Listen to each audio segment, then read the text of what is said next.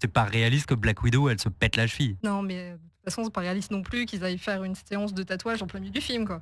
Ouais, mais Hulk qui se transforme en Thor, quand même, c'est pas mal. Arrêtez les gars, le meilleur moment c'est quand Magneto il arrive avec son groupe de métal. Mais non, le meilleur moment, c'est quand Harley Quinn, elle se tape enfin Batman.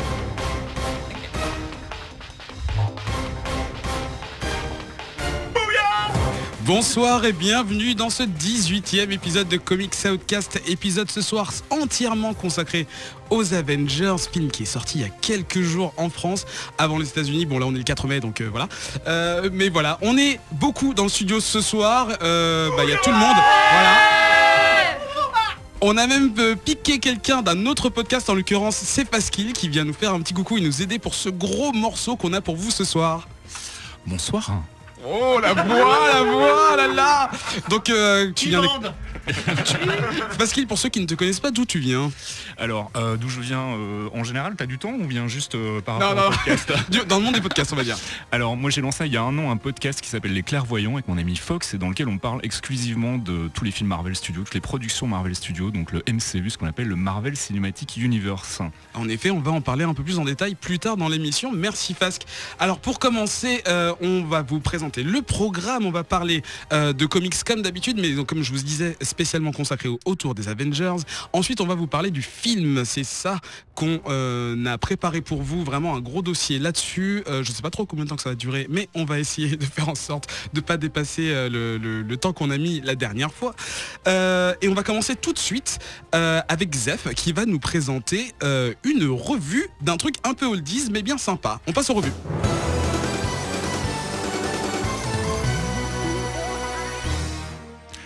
Bonsoir Zef. Bonsoir et bienvenue. Ok, j'arrête. Ouais, donc moi je voulais parler en fait d'un vieux truc, enfin je veux dire vieux, moi j'étais déjà très jeune quand c'est sorti, mais bon Daniel avait déjà 14 ans donc tout va bien.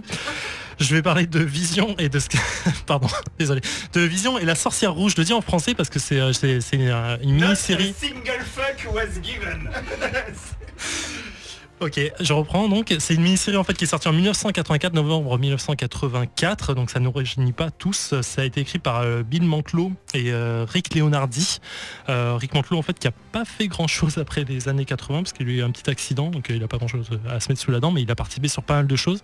Et Leonardi donc qui a œuvré pas mal sur DC aussi, enfin sur les dernières années, il œuvre plus sur DC que sur Marvel, mais c'est aussi un gros dessinateur. Donc Vision et la sorcière rouge, ça raconte quoi? C'est une mini-série en fait en 4 issues qui se passe en fait après que la sorcière rouge et Vision se soient mariés et quittent les Avengers pour s'installer dans une grande maison où ils sont toujours en costume pour se balader, mais tout va bien, c'est normal. Et en fait les Avengers envoient Jarvis pour devenir leur majordome et en fait tout au long de des 4 issues, on va découvrir quelques petits trucs. En l'occurrence, c'est la série la mini-série qui a fait découvrir au fait aux jumeaux, donc Scarlett et Vif Argent, que Magneto était leur père, parce que jusque-là ils pensaient que c'était un autre gars, un autre super-héros dont j'ai oublié le nom, donc j'en parle, mais c'est pas grave. Les dessins sont assez vieillots, faut le dire, c'est très old school, c'est un peu bizarre au début, même la narration est, alors je sais pas si c'est la traduction française qui fait ça ou pas, j'ai pas lu l'original, mais la narration est vraiment old school, c'est vraiment très bizarre. Même en termes de dialogue, les combats sont très statiques, tout est vraiment bizarre, mais au final, quand on arrive à rentrer un petit peu dans le old school, dans la narration et dans le côté sens pas mon bouquin comme ça me fait peur. Ça sent super bon. Je l'ai trouvé dans une brocante à Lille. Donc en fait, quand on arrive à rentrer en fait dans l'action entre guillemets, on se prend vraiment au jeu et on rentre en fait dans ce côté un peu old school et tout est très bon en fait. La moindre narration par case est super bien détaillée, super bien fichue. Voir les dessins à l'ancienne, voir l'ancien costume de Iron Man, je trouve ça vraiment génial. Donc pour le coup, voilà, c'est une mini-série que je conseille aux amateurs du old school et du vieux. Si vous avez jamais lu des séries des années 80, c'est assez dur pour s'y mettre, mais pour le coup, voilà, c'est bien. Yep, merci Zef. C'est Lane qui va nous présenter la deuxième série, en l'occurrence Uncanny Avengers. En fait, on essaie de vous choisir des choses un peu anciennes et des trucs très récents. En l'occurrence, donc cette série qui a commencé en 2015 en fait. Oui, effectivement, en fait, c'est vraiment le dernier relaunch de Uncanny Avenger que je vais vous présenter, qui est sorti en janvier 2015, qui se... On me relève mon Problème micro. de micro, merci. effectivement. Et qui, donc, la team... Alors, pour vous replacer le truc, parce que c'est pas forcément facile d'arriver dans cette nouvelle série et de comprendre comment on en est là, très très rapidement, avant qu'Eric me dise que je suis trop longue et qu'il faut me couper. Non, vas-y. Donc il y a une première série qui s'appelait aussi Uncanny Avenger, qui est sortie en octobre 2012, déjà par Remender et Akuna. Et c'était en fait le but de cette nouvelle équipe, c'était de mélanger des X-Men et des Avengers. Oui, c'était justement après Avengers X-Men. C'était Le après, gros crossover, après le gros crossover où en fait Scott reprochait entre guillemets à Cap en lui disant t'as jamais rien fait pour aider. Et finalement, t'as jamais permis que nous, les mutants, on ait une vraie intégration dans la vie. Et Cap, en fait, se sent un peu coupable et réfléchit énormément à ce que lui a dit Scott. Et après l'incarcération de Scott, il décide de former une nouvelle team d'Avengers qui sera composée donc de lui-même, de Havok, de Rogue, de Scarlet Witch, de Thor et de Wolverine. Ouais, donc bien mixte. Voilà, très très mixte, même si Scarlet Witch avait déjà fait partie... la team avant et que finalement on nous vend que c'est une nouveauté mais c'est pas tant que ça une nouveauté. Donc ils ont eu pas mal d'aventures, ils ont combattu les jumeaux Apocalypse, il y a eu plein de choses, je vais pas vous spoiler si vous l'avez pas lu. Et là on en arrive à Axis. Axis, c'est le gros crossover de Remender. Alors tu dis ça avec un petit... Non, pas du tout, j'ai adoré. Non, je plaisante. Oh là là. C'était dessiné par le petit neveu de Kubert. Je pense qu'il lui avait laissé la place, il n'avait pas envie d'y être. Remender, je pense qu'il avait pris des vacances, il l'a fait écrire par un assistant. Et ça nous... En fait, ça serait très long à résumer. Et ça serait très chiant parce que... C'est de la merde en fait, Axis, tout C'est simplement. ça, voilà, c'est ça. Merci Gaylor. Mais en gros, il y a eu une inversion. Les gentils sont devenus méchants et les méchants sont devenus gentils. Sauf que, à la suite de cette inversion, donc l'équipe l'a subie de plein fouet. Et certains, en fait, quand l'inversion a été réinversée, sont restés bloqués dans leur contre-rôle. Dont par exemple Havok, qui est resté méchant et qui s'est retrouvé à kidnapper... ex-femme. Il y a aussi Sabretooth qui s'est retrouvé finalement bloqué dans son côté gentil. Et Carnage qui devient gentil. Ah oui. Voilà. Et Iron Man aussi. Voilà, et donc du coup, à la fin de cet event, la team était vraiment brisée, séparée, et il y avait besoin en fait de remettre une nouvelle équipe sur pied. Donc relaunch. Donc on repart avec une nouvelle équipe qui est formée de Cap, de Scarlet Witch, de Rogue, de Quicksilver, de Vision, de Sabretooth et de Brother Voodoo. Je vous le dis tout de suite, il y en a, ils servent à rien, on les voit pratiquement pas. Ouais, Attends, Brother Voodoo, c'est celui qui était déjà dans la série Avengers qui téléporte les gens. Non, c'est pas lui, non. C'est une espèce de sorcier. À un moment, il remplaçait Strange, je crois, en tant que sorcier En suprême. moins classe. D'accord, ok. C'est en plus Voilà. kitsch. C'est bizarre. Avec des dreads. Voilà, puis avec des petits colliers avec des os et puis un maquillage un peu... Tribal. Ouais, tribal. Voilà, pour qu'on bien comprenne bien, quoi. Voilà. Voilà, et donc du coup, on en est là en janvier 2015, quand la série est relaunchée, toujours avec Akuna et Remender aux commandes. Et pour l'instant, il n'y a que 3 issues. La 4e va sortir dans pas longtemps. Et donc, la team est complètement brisée. Ils essayent de se remettre ensemble, de rebâtir un peu une dynamique d'équipe, mais en fait, ils ont tous leur propre agenda, notamment Scarlet Witch et Quicksilver qui vont voyager, qui vont rejoindre Counter Earth, qui est une terre parallèle qui se trouve derrière le soleil, où ils vont aller chercher le High Evolutionary, pour avoir des réponses, parce qu'ils ne sont pas sûrs maintenant que leur papa soit Magneto. Ah, D'accord. tu l'as pas dit dans le micro, dis-le, c'est super important. Ils ne sont pas sûrs que... Non mais ça on l'a pas bien entendu. Ah d'accord, ils ne sont pas sûrs désormais que leur père est Magneto. Je sais que Daniel en avait parlé dans un épisode précédent de Voilà. la paternité. Bon, en fait, ça s'est passé dans Axis. Oui, parce que Axis a amené énormément de changements et voilà. Donc là, ils sont vraiment en recherche de... Ouais, c'est ça, c'est la suite logique, en fait, d'Axis. Voilà, en recherche de leur identité. Et on nous vend un peu le projet qu'ils essayent de se reconcentrer sur la team, mais au final, dès les premiers numéros de cette série, ils vont se retrouver, parce que donc Vanda et Pietro sont partis, les autres vont aller les chercher, seulement en essayant de les rejoindre sur Counter Earth, il y a un truc qui merde, et quand ils se téléportent, ils arrivent tous à des endroits différents de Counter Earth. Et ils sont tous dans la merde. C'est ça, exactement. Et ça. puis ils courent tous dans tous les sens. Ouais. Rick Remender. Rogue, elle est capturée. Sabretooth, il est dans la merde, surtout que maintenant il est gentil. Donc, voilà, ils ont. Et Oui, c'est ça, c'est Wolverine en blond, quoi. C'est un peu ça. Mmh. Wolverine est mort, alors il faut bien le remplacer, hein, de toute façon. Donc voilà, c'est un peu. Donc Remender, il nous raconte un peu l'histoire de cette équipe qui essaye de se reconstruire et en fait qui se retrouve encore plus déboussolés puisqu'ils ont chacun leur propre agenda. Vision, il en a rien à foutre de son ex-femme, de Wanda. Il considère que c'est une bombe sur pattes et que pour lui, elle a rien à foutre là. Voilà, il y a plein de choses qui sont. Vous êtes une team, mais vous n'êtes pas une team, quoi. Ils marchent chacun pour eux-mêmes. Et vraiment, le truc le plus intéressant quand on aime Scarlet Witch et son frère, c'est vraiment qu'ils vont se poser énormément de questions quant à leurs origines. Par exemple, à un moment, il y a Wanda qui se dit « Is he my brother? Yes, of course he is, right ?» Et elle est tout le temps...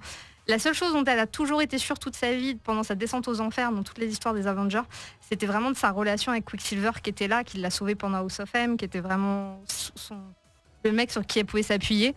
Mais là, elle est plus sûre de rien, quoi. Et elle va dire à un moment, je suis désolée, je le dis en anglais parce que je l'ai dit en anglais. Je n'ai pas fait la trad. We came here to discover who we are, and I fear that knowledge is going to destroy us. Je suis venu ici pour découvrir qui nous sommes et je pense que le savoir va nous détruire. Ça. Voilà. C'est beau, Danger. Remender. Voilà. Et donc je conclurai en vous disant que on pense que, ça veut dire un peu que ils pensent que la vérité est libératrice, mais qu'en fait ils ont peur de ce qu'ils vont découvrir. Ils se découvrent d'ailleurs une peut-être sœur. On sera dans l'épisode 4. Crash the Summers. Voilà. Et voilà, donc c'est du Remender. C'est bon, mais pour l'instant c'est éclaté. Il faut voir où il va revenir, quand est-ce qu'il va rejoindre tous ces personnages. Et au dessin, donc j'en ai très peu parlé, mais c'est Hakuna. C'est beau. Matata, mais oui. Ah là là. Voilà, non. Excusez-nous. Non. Bon bref, oui. Et c'est beau donc. Voilà, c'est beau, c'est très coloré, c'est beau, il y a un petit côté 70s et il y a aussi un petit côté, parce que là on est très dans la science-fiction, donc ils vont sur Counter-Earth, il y a le High Evolutionary qui en fait élimine les erreurs, pour lui les mondes où en fait les gens sont des erreurs un peu génétiques, où ils n'ont pas pris les bonnes décisions, etc. Donc c'est très futuriste et j'aime beaucoup ce côté un peu vieille revue, un peu de science-fiction. Merci Steph. On va passer à une troisième revue, c'est Gaylor qui va nous le présenter. Il s'agit de quelque chose qui pareil sorti très récemment. Ça s'appelle Rage of Ultron. Rage of Ultron. Alors c'est sorti il y a un mois pile poil. Ça prend un petit peu le contre-pied de ce que Lane vient de dire à propos d'Uncanny Avengers. Ça parle de, en fait, la première apparition et la dernière apparition d'Ultron sur Terre. Donc ça commence avec une équipe très classique, celle qu'on connaît dans le film, avec Captain America, Steve Rogers en Captain America, le Thor qu'on connaît. Qui a encore une bite, il y a une paire de couilles. C'est ça, un Thor bien de chez nous. Et puis après tous les autres membres classiques, Vision, Iron Man, tout ça. Et comment il s'appelle, Hank Pym, voilà, Hank Pym, le créateur d'Ultron dans le comics. Bon, c'est pas trop ça dans le film, on en reparlera après, voilà. Et ils arrivent à battre Ultron, mais en l'envoyant dans l'espace. Sauf que plusieurs années s'écoulent et Ultron revient sur Terre. Et il se tape en fait l'équipe il rencontre l'équipe actuelle qui est composée, donc une espèce d'équipe bâtarde entre ce que vient de dire Lane, à savoir Sam Wilson en Captain America, donc l'ex Faucon. All New Captain America. Voilà. Le Thor fille, dont les aventures ont commencé il n'y a pas très longtemps, écrit par Jason Aaron, et une très bonne série. Et d'autres personnages comme Quicksilver, Scarlet Witch, Vision. Et donc en fait il s'agit ni plus ni moins que de la rencontre ultime entre Ultron et Hank Pym. En fait ça joue beaucoup, c'est Rick Remender qui écrit, et ça joue beaucoup sur le côté père-fils, sachant que Ultron est le concepteur Hank Pym est le concepteur d'Ultron. Et donc Ultron dans ce comics là a un rôle un petit peu, on va dire, le robot qui ne comprend pas que son père le rejette parce que il l'a créé, il a son image, et il comprend pas pourquoi son père aime à ce point-là les humains alors que lui il les déteste et qu'il est donc créé à son image. Et donc une espèce de bataille comme ça très épique, comme Rick Remender sait les écrire. À savoir que c'est un comics qui fait une centaine de pages. C'est un truc vraiment sorti exprès pour le film. D'accord, donc c'est vraiment un one-shot en fait. Oui, voilà, c'est un one-shot. C'est dessiné par Jerome Peña, qu'on a déjà vu sur les premiers chapitres d'Avengers avec Jonathan Hickman, qu'on a déjà vu aussi dans Fear Agent avec Rick Remender, le même Rick Remender. Et c'est plutôt pas mal.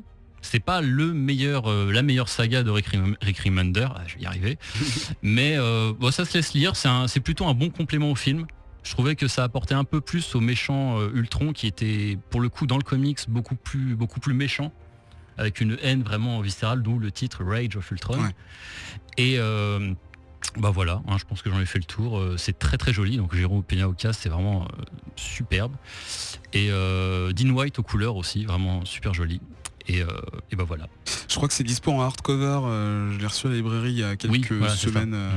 Donc voilà, c'est vrai que c'est assez bien présenté, j'aime bien la couverture. On a Daniel avec nous ce soir. Salut, bonsoir Daniel. Un caméo digne de Stanley. J'avoue. Dis ça parce que t'es vieux. C'est exactement ce que j'allais dire. Parce que je me bourre la gueule. t'es Comment pas ça le va seul. Eric? Ça va, je sors de mon non, je raconte pas ma vie. Non, ça va. Tu veux nous parler aussi d'une série Avengers en particulier? Alors, tu me prends au vol. Alors, Oui, légèrement. Et du coup, en général, quand moi je veux parler des Avengers, je parle de ma série préférée qui est Under Siege. Et Under Siege, c'est le moment où les Avengers sont le plus mal. Ils ont un line-up pas génial. Ils ont The Black Knight. Ils ont Wasp qui est la chef en ce moment des Avengers parce que Captain America il a d'autres choses à faire. Il fait des road movies à moto à travers la ville. Enfin tu vois, il se fout complètement. Enfin il se fout pas complètement, mais il est en dehors des Avengers. Thor est malade. Il a les os qui cassent. Et c'est moche à voir. Il porte une armure pour éviter ça. Vraiment l'équipe est vraiment au plus mal. Le plus fort c'est Hercule et il ne supporte pas d'être commandé par une femme qui est Wasp. C'est la merde. Et le baron est Zemo, donc une espèce de néo-nazi et qui affronte Captain America depuis 50 ans. Réunit le Wrecking Crew et il défonce littéralement les Avengers et il les torture. Il tue presque Hercule. Il torture Jarvis. C'est vraiment très moche à voir parce que d'abord là moche, l'art est super puisque c'est Buscema au top de sa forme, c'est vrai. De quand? C'est quand? 85, tu étais né. D'accord. Oui, c'est genre milieu des années 80. Et c'est un arc qui est t'as pas besoin de c'est pas un crossover, c'est à la grande époque où tu lisais les comics et t'avais un cliffhanger par épisode et il se passait un nouveau truc. Et le cliffhanger où Wasp tient la main de Hercule en se disant merde il est mort, et bah tu vois le môme que j'étais, moi ça m'a pris au trip. C'est vraiment le meilleur comics d'Avengers que tu peux trouver parce qu'ils sont vraiment, c'est une équipe qui est géniale, mais quand ils sont pris au moment où ils sont le plus faibles, c'est là qu'ils sont le plus intéressants à mon avis. Et c'est pour ça que cette équipe qui se fait démanteler et qui finalement arrive à battre finalement les Wrecking Crew et Zemo, c'est vraiment là où ils sont meilleurs. Et c'est à mon avis ça qu'a loupé le film. Question bête, qui est-ce qui a écrit cette C'est série? Roger Stern, qui est un D'accord. grand classique de la BD des années 80. Un partenaire de John Burns très souvent. Il a écrit aussi le meilleur run de Captain America de tous les temps, si vous D'accord. voulez. C'est notamment le moment où Captain America décide de rouler pour la Maison Blanche et finalement au milieu de chemin il se dit je suis Captain America, je devrais pas faire ça. Et Roger Stern qui est super, vraiment c'est un très bon auteur qui écrit pas assez, mais j'adore Roger Stern. Parfait. Si vous n'êtes pas à jour sur les Avengers, je vous recommande d'aller écouter les clairvoyants qui font déjà pas mal de focus tous les mois sur des personnages clés de l'équipe des Avengers. Tu peux nous en parler un peu, Fasque? Bah oui, écoute, moi à l'origine l'idée des clairvoyants c'est alors je vais me faire des ennemis mais moi les comics c'était pas trop mon truc en fait quand j'étais gamin. Oh là là. Voilà. Ça s'est fait. Si je lisais des trucs, je lisais des Strange quand j'étais gosse, des trucs comme ça, mais je suis jamais vraiment rentré dans cet univers et j'y suis venu par la porte du ciné en fait où j'ai commencé à m'intéresser à ce qui se faisait en comics en découvrant les premiers films de super-héros au cinéma et je me suis retrouvé dans une situation où j'avais pas toute la culture comics, toute la connaissance du lore, etc. Et je me suis dit je dois pas être le seul. Il y a sûrement des gens qui sont venus aux comics par les films, d'ailleurs ça se voit sur les forums Reddit et compagnie où ils se posent tous la même question, à savoir j'ai vu les films, j'ai adoré, par où est-ce que je commence dans les comics? Et l'idée c'était vraiment ça, c'était de se dire comment est-ce qu'on peut expliquer en une heure l'univers des comics aux gens qui ont vu les films. Et donc on a fait quelques focus effectivement comme tu le disais, je prends tes fiches parce que je m'en souviens pas moi-même, mais donc on a fait effectivement un focus sur Thanos dans les Clairvoyants 4, dans le 5 on a parlé de Vision, on a parlé d'Ultron dans le 6, des Twins dans le 8 et des Avengers dans le 9. L'idée c'est de faire un bref résumé en 15 minutes de l'origine la plus classique on va dire, parce que comme il y a des reboots dans tous les sens, c'est parfois un peu compliqué. On choisit un axe qui nous plaît le plus et on essaye d'expliquer aux gens l'origine de ces personnages depuis les comics en fait pour ceux qui ne les ont pas lus.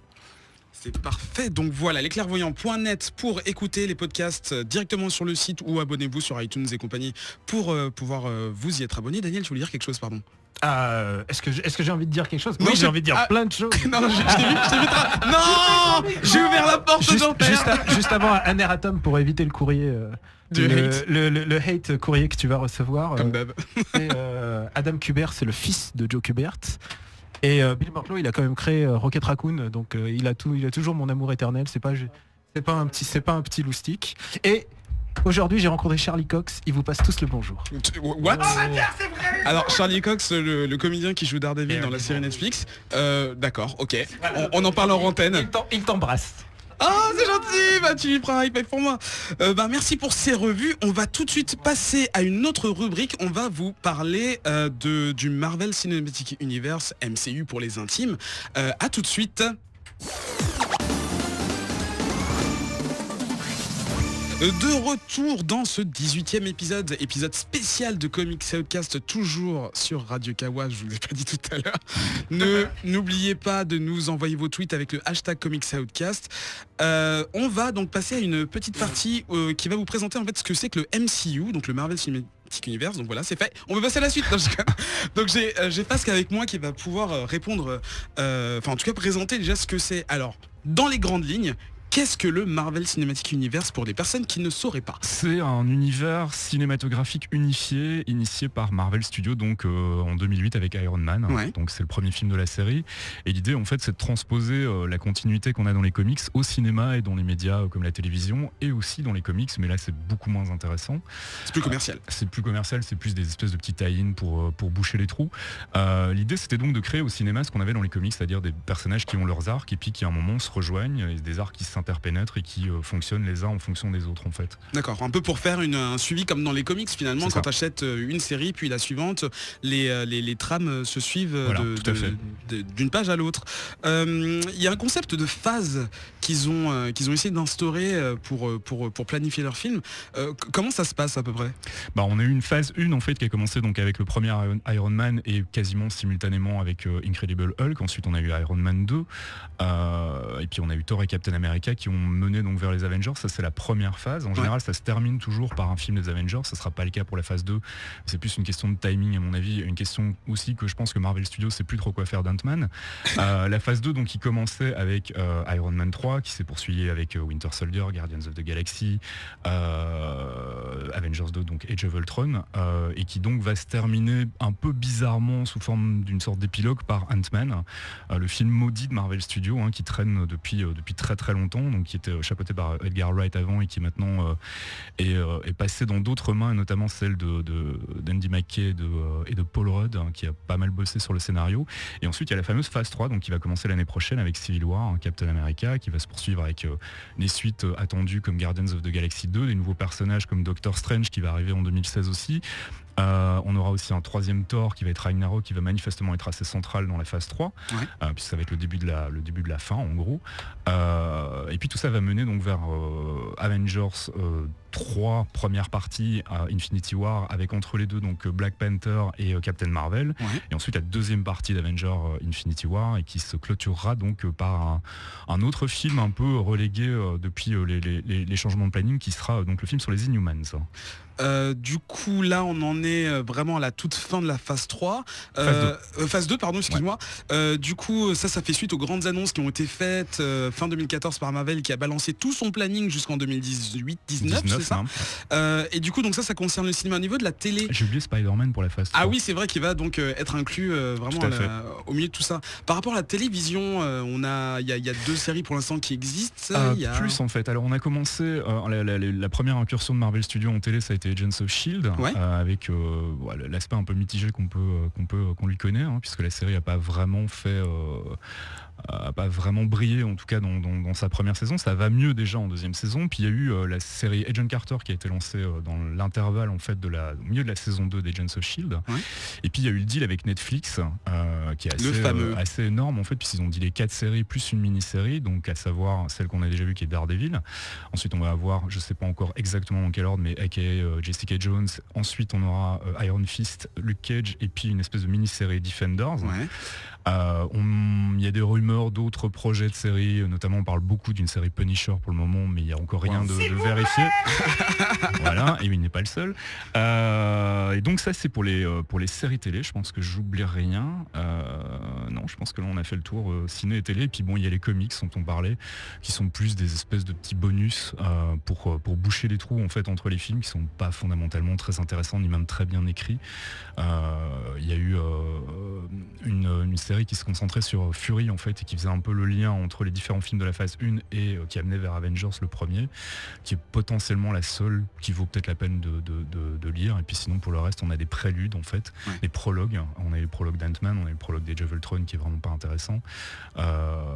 Ils ont fait ça aussi même pour les précédents et c'était pareil, hein, voilà. C'était vraiment juste... Globalement leur focus c'est vraiment le ciné, on sent que c'est vraiment le truc le plus important. On a même parfois un peu l'impression que l'équipe qui s'occupe de toute la partie ciné, donc qui est chapeautée par Kevin Feige, qui est le boss du studio, a un peu de conflit interne avec la partie télé en fait, et notamment il y a eu récemment ces déclarations de Joss Whedon qui disait que le fait d'avoir fait revivre Coulson n'avait pas été un truc qui avait beaucoup plu du côté ciné en fait de Marvel Studios. Donc on sent qu'il y a quand même des gens qui bossent un peu de manière autonome et qu'il n'y a pas un grand architecte qui chapeaute en fait à la fois l'univers ciné et l'univers télé. Il y a un architecte pour chaque médium, chaque média plutôt, mais il n'y a pas vraiment, on sent pas vraiment une grosse cohérence entre tous ces univers là, quoi, même s'ils essaient de faire des rappels et des crossovers de temps en temps. Alors là tu touches un point intéressant parce que pour le coup on sait que c'est Jed Whedon qui est aux commandes de la série Agents of Shield. C'est officiellement Joss, qui est normalement le showrunner de base, enfin le mec qui chapeaute le truc, mais qui ne s'en est pas occupé. Donc les showrunners c'est Maurice Atencharoun et Jed Whedon, et qui s'occupe donc effectivement de la série Agents of Shield. Et du coup tu estimes qu'il n'y a pas vraiment de communication C'est pas qu'il n'y a pas de communication, c'est qu'on sent que la télé passe après en fait. Globalement c'est le ciné qui a le lead, et si la télé arrive à raccrocher les wagons sur des trucs qui se passent au ciné, ils peuvent le faire. Ils l'ont fait de manière plutôt réussie. En sacrifiant une bonne partie de la première saison l'année dernière au moment de Winter Soldier. Ils le font un peu moins cette année en deuxième saison. Il y a un très très léger lead-in en fait vers Age of Ultron dans le dernier épisode d'Agents of Shield qui est passé hier, voilà, mais qui est pas non plus primordial, qui est sert juste de prologue en fait au film. Et je pense qu'il y aura encore des choses après, donc on va probablement devoir gérer l'aftermath en fait dans la série télé, mais la série télé Agents of Shield elle est vraiment partie carrément sur les Inhumans en fait maintenant, ce qui est plutôt sympa. Donc la série télé essaye d'exister en tant que telle parce que bon elle a du mal un peu à subir la comparaison avec l'univers du ciné, donc tu peux faire des interactions mais c'est difficile de refaire exactement la même chose en télé qu'au cinéma finalement. On peut facilement le comprendre.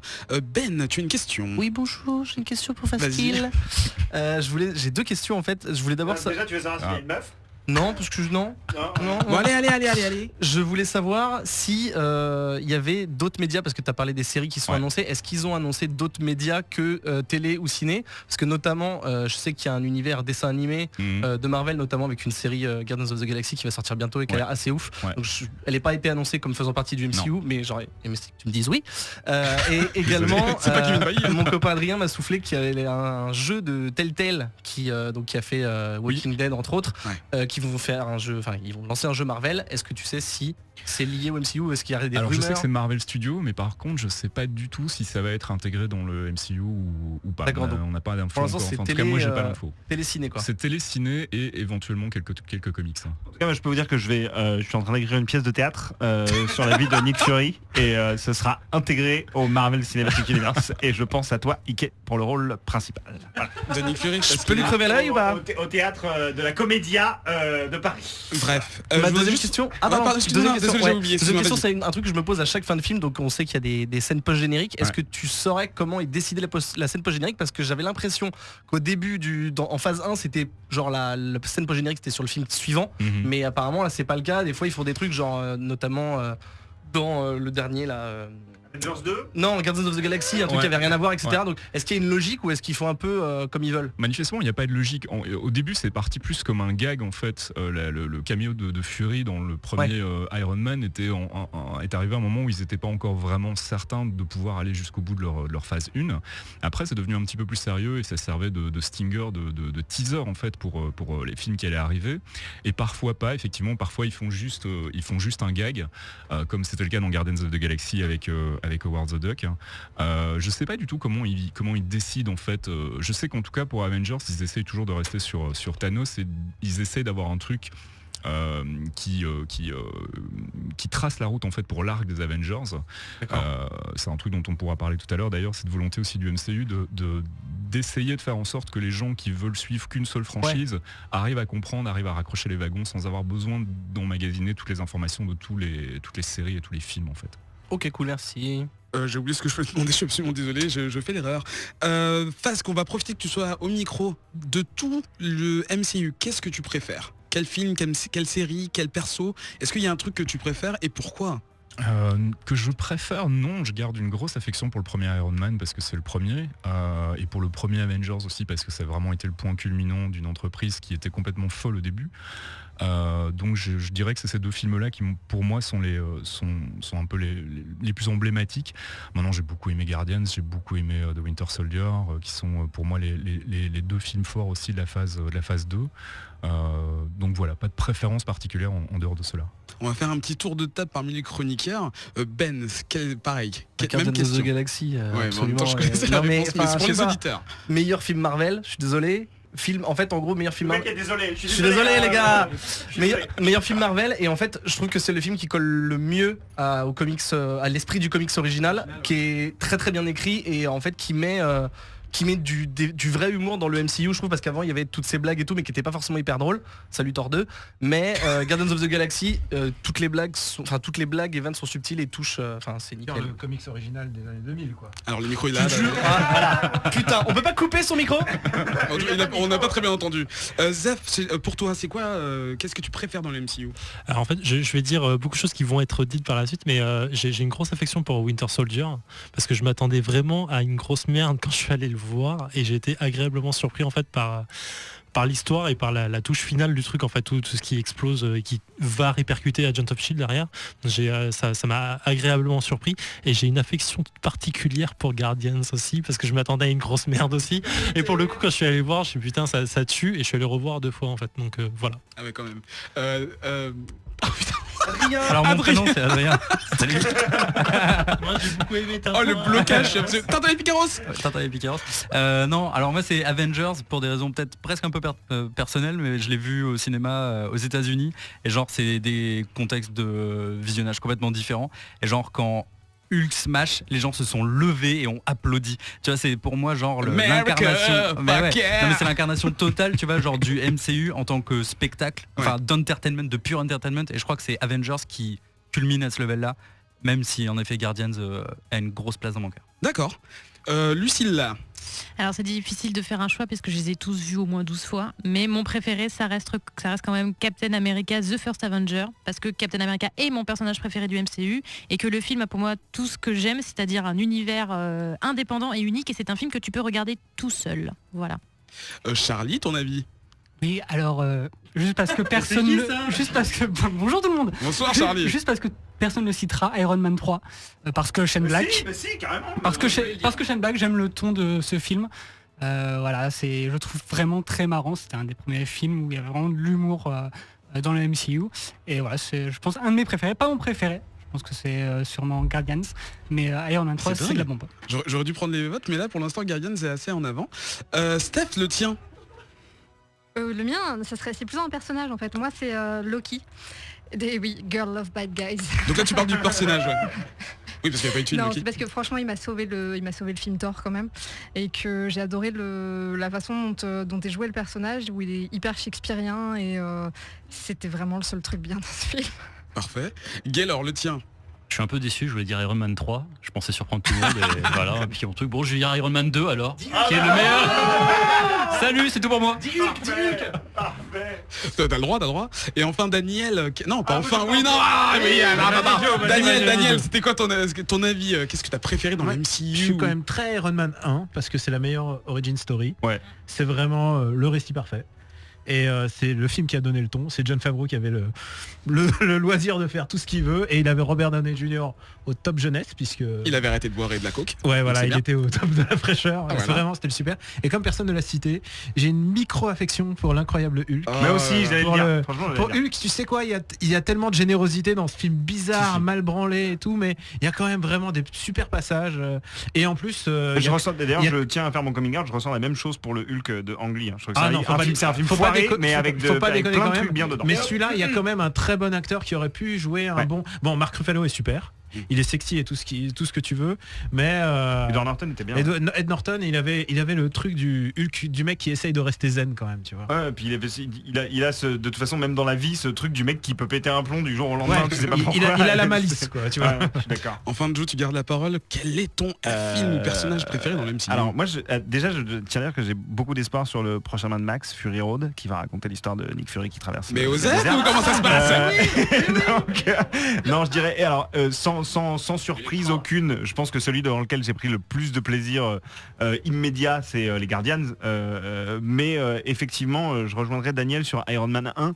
Qui m'a vraiment cueilli, quoi. C'est-à-dire que je me disais, cette histoire de Marvel Cinematic Universe, j'y croyais vraiment qu'à moitié, et d'autant plus que grâce à ce premier film Iron Man, même si ça a créé beaucoup une sorte de communauté de fans un peu aveugles qui ne jurent que par le MCU, ça a également amené plein de gens à lire des comics et à découvrir qui était ce personnage à l'époque pas trop connu à part des fans qui étaient Iron Man. Et en ce sens-là, je trouve que Jon Favreau a vraiment bien fait son boulot. Et comme disait Daniel, c'est lui qui a eu la tâche d'ouvrir le bal. Et on a beau dire ouais, c'est un mec qui a pas trop de vision, c'est un mec qui a pas trop de personnalité, il a réussi à faire un yes man, mais avec Iron Man il a fait un film yes, et du coup j'aime bien. Je suis quand même étonné par la popularité de Guardians of the Galaxy, et vous savez qu'elle emmerde vraiment Marvel en fait. Ils sont déçus. Mais ouais, parce qu'en fait quand Disney a racheté Marvel, ils se disent bon, ils ont eu le pack des films et tout ça, puis d'un coup ils ont Star Wars dans les blocs, ils venaient juste d'annoncer qu'ils ont racheté Lucas et compagnie, et tout d'un coup ils voient cette espèce de truc avec un arbre qui parle et qui est complètement calqué sur Star Wars, ils se disent merde, mais qu'est-ce qu'on va faire de ce film? Ça va jamais marcher. Ils l'ont montré aux commerciaux en disant ça jamais marché. Attendez-vous, on a Star Wars dans 2 ans qui arrive et tout. Et ils sont vraiment emmerdés d'avoir ce truc que tout le monde kiffe. C'est bizarre. Alors je voudrais juste revenir sur le Hulk de Ang Lee. Est-ce que vous saviez que dans la production du Hulk d'Ang Lee, il y avait Kevin Feige? Ah ouais? Qui a quand même réussi à bien rouler sa bosse derrière pour pouvoir gérer le MCU clair, quelques années plus tard. Parce que ça a fait un four. Ah d'accord, ok. Mais voilà, il est aussi responsable de merde. Voilà, Kevin Feige, on l'aime bien maintenant, mais à l'époque, c'était pas ça. Moi, je suis pas totalement 100% contre le Hulk de Ang Lee. Voilà. On en parlera certainement dans une prochaine mission, c'est-à-dire jamais. Il faut que tu en parles à ton psychanalyste surtout. Parce que c'est un film de psy. Zep, t'as quelque chose à ajouter? En fait, moi, je voulais juste parler d'une anecdote. En fait, quand vous parliez de Iron Man 1, enfin, ça m'a fait marrer parce qu'à l'époque, quand le film était sorti, j'étais allé le voir avec plein de potes au ciné. Et à l'époque, il y avait le Shield, tout ça. Il venait juste de l'annoncer. Il y avait Coulson à la fin qui l'annonçait, genre en partant en beau gosse. Et je me souviens qu'en sortant du ciné, en fait, tous mes potes qui disaient pas trop de comics à l'époque, me disaient putain, mais c'est quoi Shield, machin et tout. Et je me souviens, on avait un forum ensemble et je leur avais collé, juste copié-collé en fait la page Wikipédia en anglais du Shield. Et il y a un de mes potes qui l'allume, la page doit faire, je sais pas, 12 km de long, à tout expliquer depuis le début. Et il avait juste halluciné en fait sur la complexité du truc et de tout l'univers comics qu'il y avait derrière. Et pour le coup, en fait, on arrive exactement sur ce genre d'univers maintenant. En fait, il y a toute la complexification en fait du MCU qui arrive. Et je trouve ça vraiment fantastique en fait de voir qu'il y a une aventure de 10 ans qui est là, quoi. C'est cool. Parfait. Bah merci pour tous vos avis. Comme d'habitude sur Twitter, vous réagissez avec le hashtag ComicsOutcast. On va maintenant passer à la troisième partie de cette émission. On va rentrer dans le vif du sujet et on va vous faire une petite Pas de différence. On a peut-être une petite revue du film donc, qui est sorti il y a quelques jours maintenant. On va vous parler, enfin je vais vous parler surtout en fait de ce qui s'est passé au niveau de la prod. Alors on retrouve Joss Whedon aux commandes comme après le premier, quelques années plus tard. Il était même à l'époque pas sûr de vouloir le faire, mais finalement... Voilà, et là maintenant il est sûr de pas vouloir recommencer. Oui, mais ça on en parlera un peu plus tard.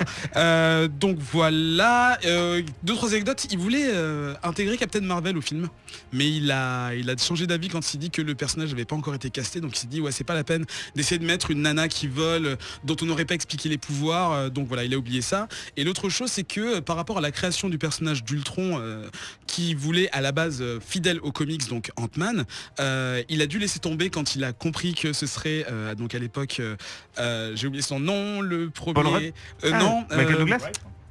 Edgar Wright, voilà, qui avait chopé les droits du perso et donc qui allait produire son propre truc. Il s'est dit ok, je vais pas forcer Edgar Wright à dire que c'est lui qui a créé Ultron, on va lui laisser faire son machin. Moi je vais mettre Ultron dans mon film, je vais me débrouiller et je ferai une création qui sera vraiment propre au MCU sans espérer attendre des choses d'autres producteurs, en tout cas réalisateurs. Je vais faire mon truc de mon côté et c'est un peu la raison pour laquelle Ultron a une origine différente. C'est la raison pour laquelle... Pardon. Nous sommes tellement en retard, Non, j'ai pas du tout en retard, on est très très bien là. Donc comme je le disais tout à l'heure, c'est le dernier film qui va réalisé pour le MCU. Non, j'ai raté.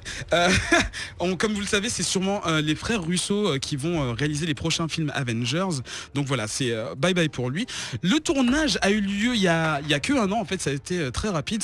Ils sont allés un peu partout. Donc pour tout ce qui était studio, ils étaient en Angleterre dans les studios de Shepperton, qui est en fait le lieu qui depuis quelques années est le lieu dans lequel ils tournent tous les films du MCU pour tout ce qui est effets spéciaux et ce genre de choses. Ils sont allés en Italie pour tout ce qui est Sokovie, Château d'Hydra et compagnie, et ils sont allés en Afrique du Sud pour le Wakanda, mais bon c'était un peu facile, et naturellement pour la Corée du Sud ils étaient en Corée du Sud, donc ça ils ont pas triché. Au niveau de la musique, on retrouve Brian Tyler qui remplace Alan Silvestri, qui était donc la personne qui avait quand même orchestré la chanson qu'on entend juste derrière en plus, ce fameux pas une thème. chanson, Oui, le thème on va dire, qui d'ailleurs a été réapproprié, remâché par une deuxième personne qui n'est pas très importante. Non, enfin si, qui est très importante en fait. Désolé, j'ai fait une phrase trop longue et j'avais trop de bref. Il s'agit de Danny Elfman qu'on connaît pour les Simpsons, oui.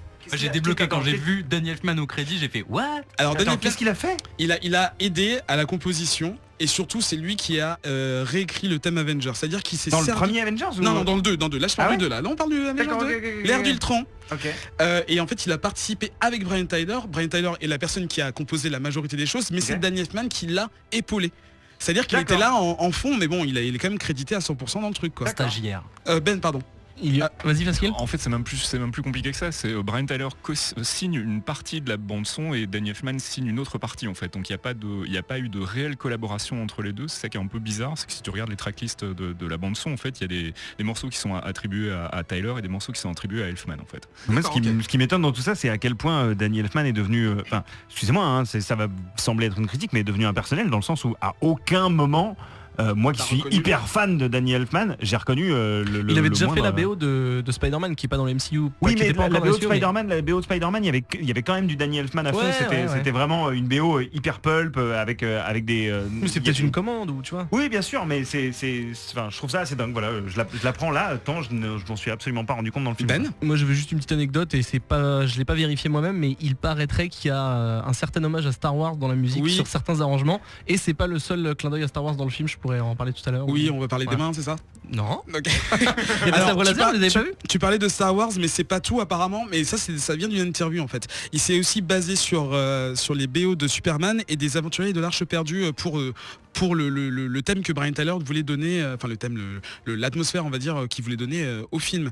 Alors Brian Tyler, vous le connaissez forcément parce qu'il a participé à énormément de bandes originales au cinéma, donc dans beaucoup de blockbusters. Je cite par exemple, il y avait 4 numéros différents de Fast and Furious. Il a fait aussi les BO de Expendables, donc c'est pas forcément oui c'est lui, et c'est pas forcément génial, mais au moins voilà. Mais par contre il a été récompensé 12 fois, c'est à dire que son travail est quand même beaucoup reconnu. Il a aussi travaillé pour le jeu vidéo vidéo, il a fait l'OST d'Assassin's Creed Black Flag, le 4, et de Far Cry 3, rien que ça. Donc voilà, quand même, il a pas mal de kilomètres au compteur. Et par rapport au MCU, en fait, il a également composé les BO de Iron Man 3 et de Thor The Dark World. Donc c'est pour ça que c'était un peu plus facile pour lui de composer l'OST d'Avengers 2, vu qu'il avait déjà le matos qu'il avait créé lui-même pour les personnages d'Iron Man et de Thor, qu'il a pu intégrer de façon très évidente dans cette OST. D'ailleurs, l'OST est disponible depuis quelques jours. Elle est pas trop mal, franchement. J'aime bien les petites notes aux autres personnages du film qui sont intégrés dans le truc. C'est pas trop mal. Je sais pas ce que vous en avez pensé, vous, vite fait. Je l'ai trouvé assez incolore pour ma part. J'ai pas été facile, fade. Pas facile, parce que on peut penser ce qu'on veut de la qualité. C'est hyper difficile à faire et à orchestrer, donc c'est pas facile.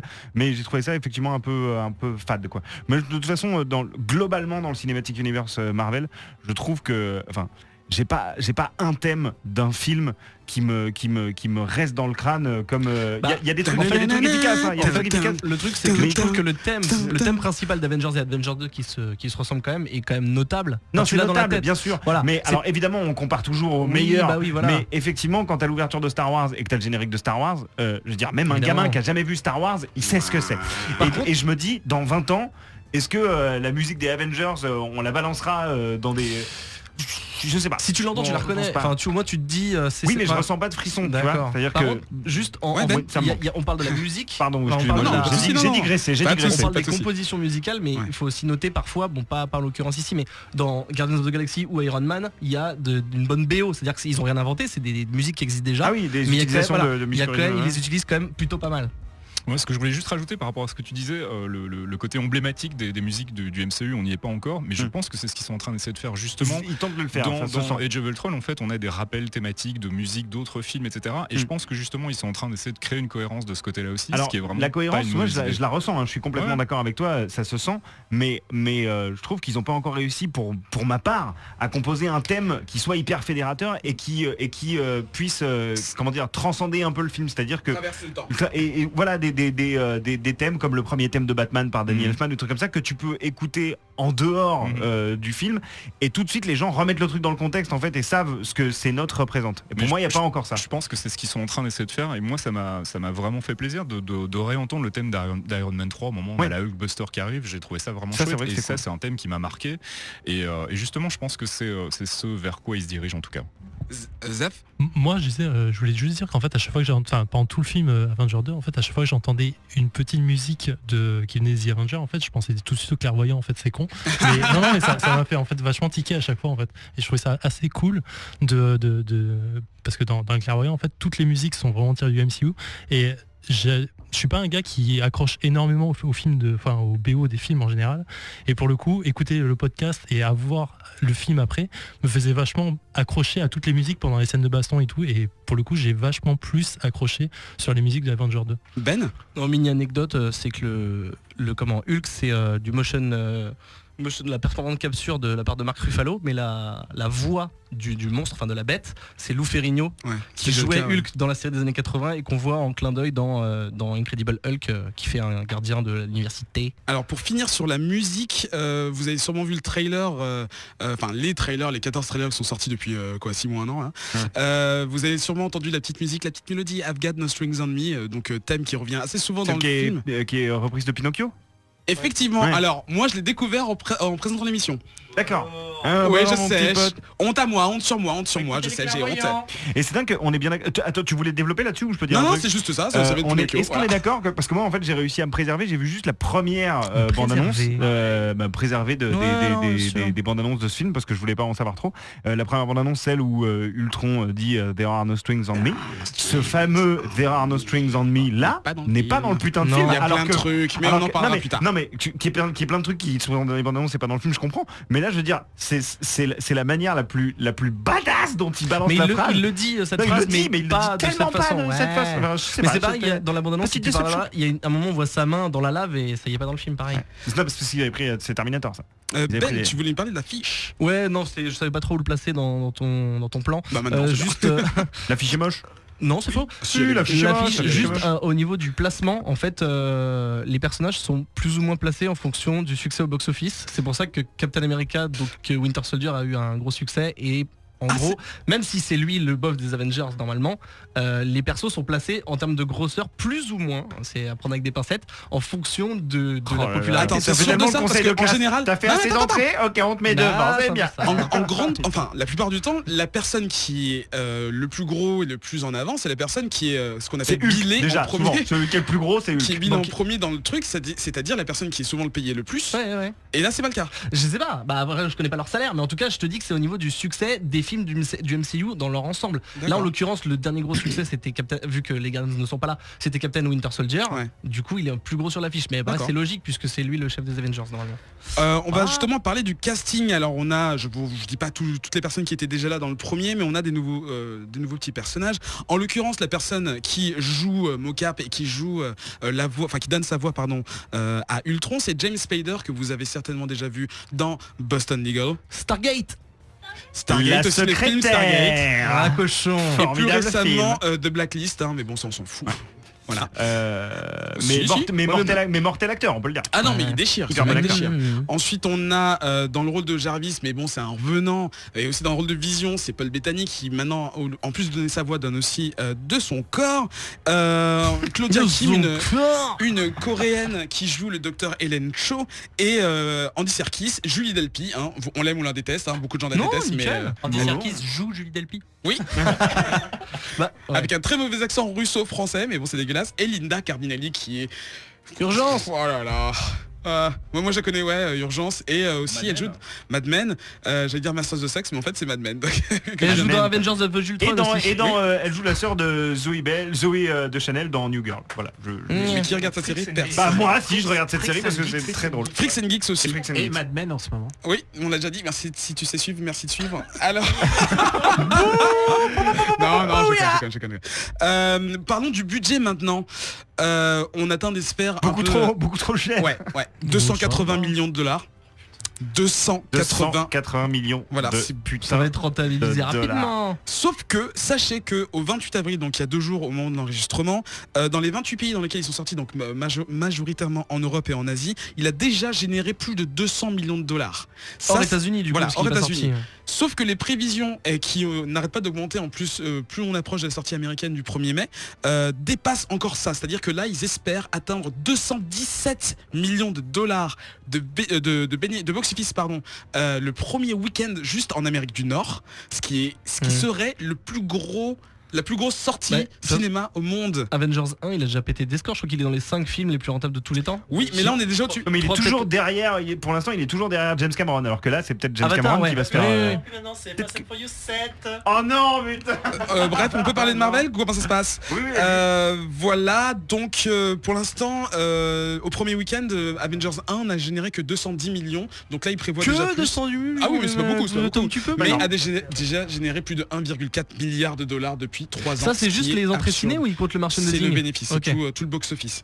Voilà, on va passer... est-ce qu'il y a des gens qui veulent rajouter quelque chose par rapport donnez-moi un petit million quoi là dans tout ça là, c'est bon. C'est ça que tu te dis, putain, il y en a 200 là, c'est bon, fais péter. Donner des millions aux gens quoi qui en ont besoin. Non, les millions, ils vont dans la poche de Mickey. Non, Kevin Feige. Et Kevin Feige aussi qui doit à mon avis avoir une putain de maison. C'est fini pour cette partie, on va passer moi, je vais juste rajouter, tu parlais de l'affiche avec le box-office et tout, mais j'ai pas vu Hawkeye et tout ça en fait dans le film, donc pourquoi ils sont sur l'affiche? Ok. C'est parfait, on va passer à la scène suivante. La scène suivante, oui, c'est un peu ça. Au décryptage de l'ère d'Ultron. Oui, je sais pas pourquoi je me pose. Aïe. Le cœur de l'émission. Bienvenue dans Comics Podcast, toujours ce 18e épisode. qui arrive à 10 minutes de la fin, le cœur de l'émission. C'est pas drôle. What the fuck. Comme d'habitude, vous réagissez sur Twitter avec le hashtag Comics Outcast. On va donc vous parler en profondeur du film Avengers, l'ère d'Ultron. Je voulais le faire avec Avengers et l'Ultron, mais j'ai pas réussi. Je suis fatigué. Allez, c'est parti. On va vous passer en revue les personnages et en fait leurs actions dans le film. Ouais. En l'occurrence, c'est Joe qui va nous présenter Ultron. Oui, alors Ultron, un personnage créé à partir des résidus. Alors, on sent l'agacement dans ta voix direct. Non, pas du tout, pas du tout. Alors, tu vas te calmer tout de suite. Créé à partir d'une substance découverte dans le sceptre de Loki par Tony Stark et son pote Bruce Banner. D'ailleurs, tous les deux un peu créateurs des scènes les plus cool, je trouve, du film, où tu les vois tous les deux faire les scientifiques et être en tailleur par terre en train de regarder des papiers et de dire attends, j'ai trouvé ça, moi j'ai trouvé ça, c'est génial, ça j'aime bien. Bref, donc il crée c'était le training montage. Voilà, et donc se crée une sorte de dilemme moral sur la création d'Ultron ou pas. Et puis finalement, Tony Stark étant la personne qu'il est, il décide d'attendre que tout le monde ait le dos tourné pour le faire quand même et foutre la merde, puisqu'il crée donc une sorte de personnalité numérique omnisciente qui dont le premier fait d'arme va être de dire bye bye Jarvis et de voler de ses propres ailes numériques et se retourner contre les Avengers parce qu'il la mission d'Ultron, enfin la mission inculquée par Tony Stark lors de sa création est de créer la paix sur Terre. Et pour Ultron, dans son esprit complètement malade, la paix sur Terre revient à l'extinction des Avengers qui eux désirent la paix mais ne souhaitent pas laisser la planète évoluer comme elle se doit, à savoir tout le monde doit devenir Ultron. Alors qu'as-tu pensé du personnage, son traitement dans le film?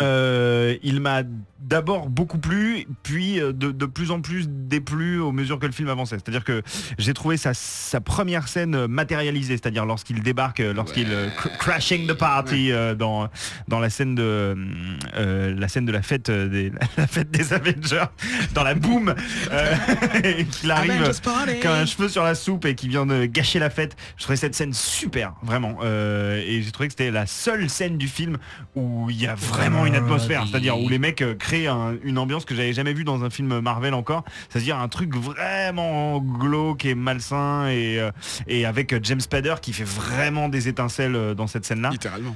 Petit à petit, je trouvais que le personnage se perdait un petit peu dans une sorte de evil clone de Tony Stark, avec même limite, je trouvais que James Spader perdait de sa personnalité en parlant vraiment avec les mêmes intonations et même limite le même timbre de voix que Robert Downey Jr. Je suis même certain qu'il y a des gens qui ne savent absolument pas qui est James Spader et qui sont persuadés que c'est Tony Stark qui a fait également la voix d'Ultron, parce qu'il y a des moments où c'est vraiment du mimétisme, c'est assez flagrant. Et du coup, comme tous les personnages de ce putain de film, il commence à faire des blagues,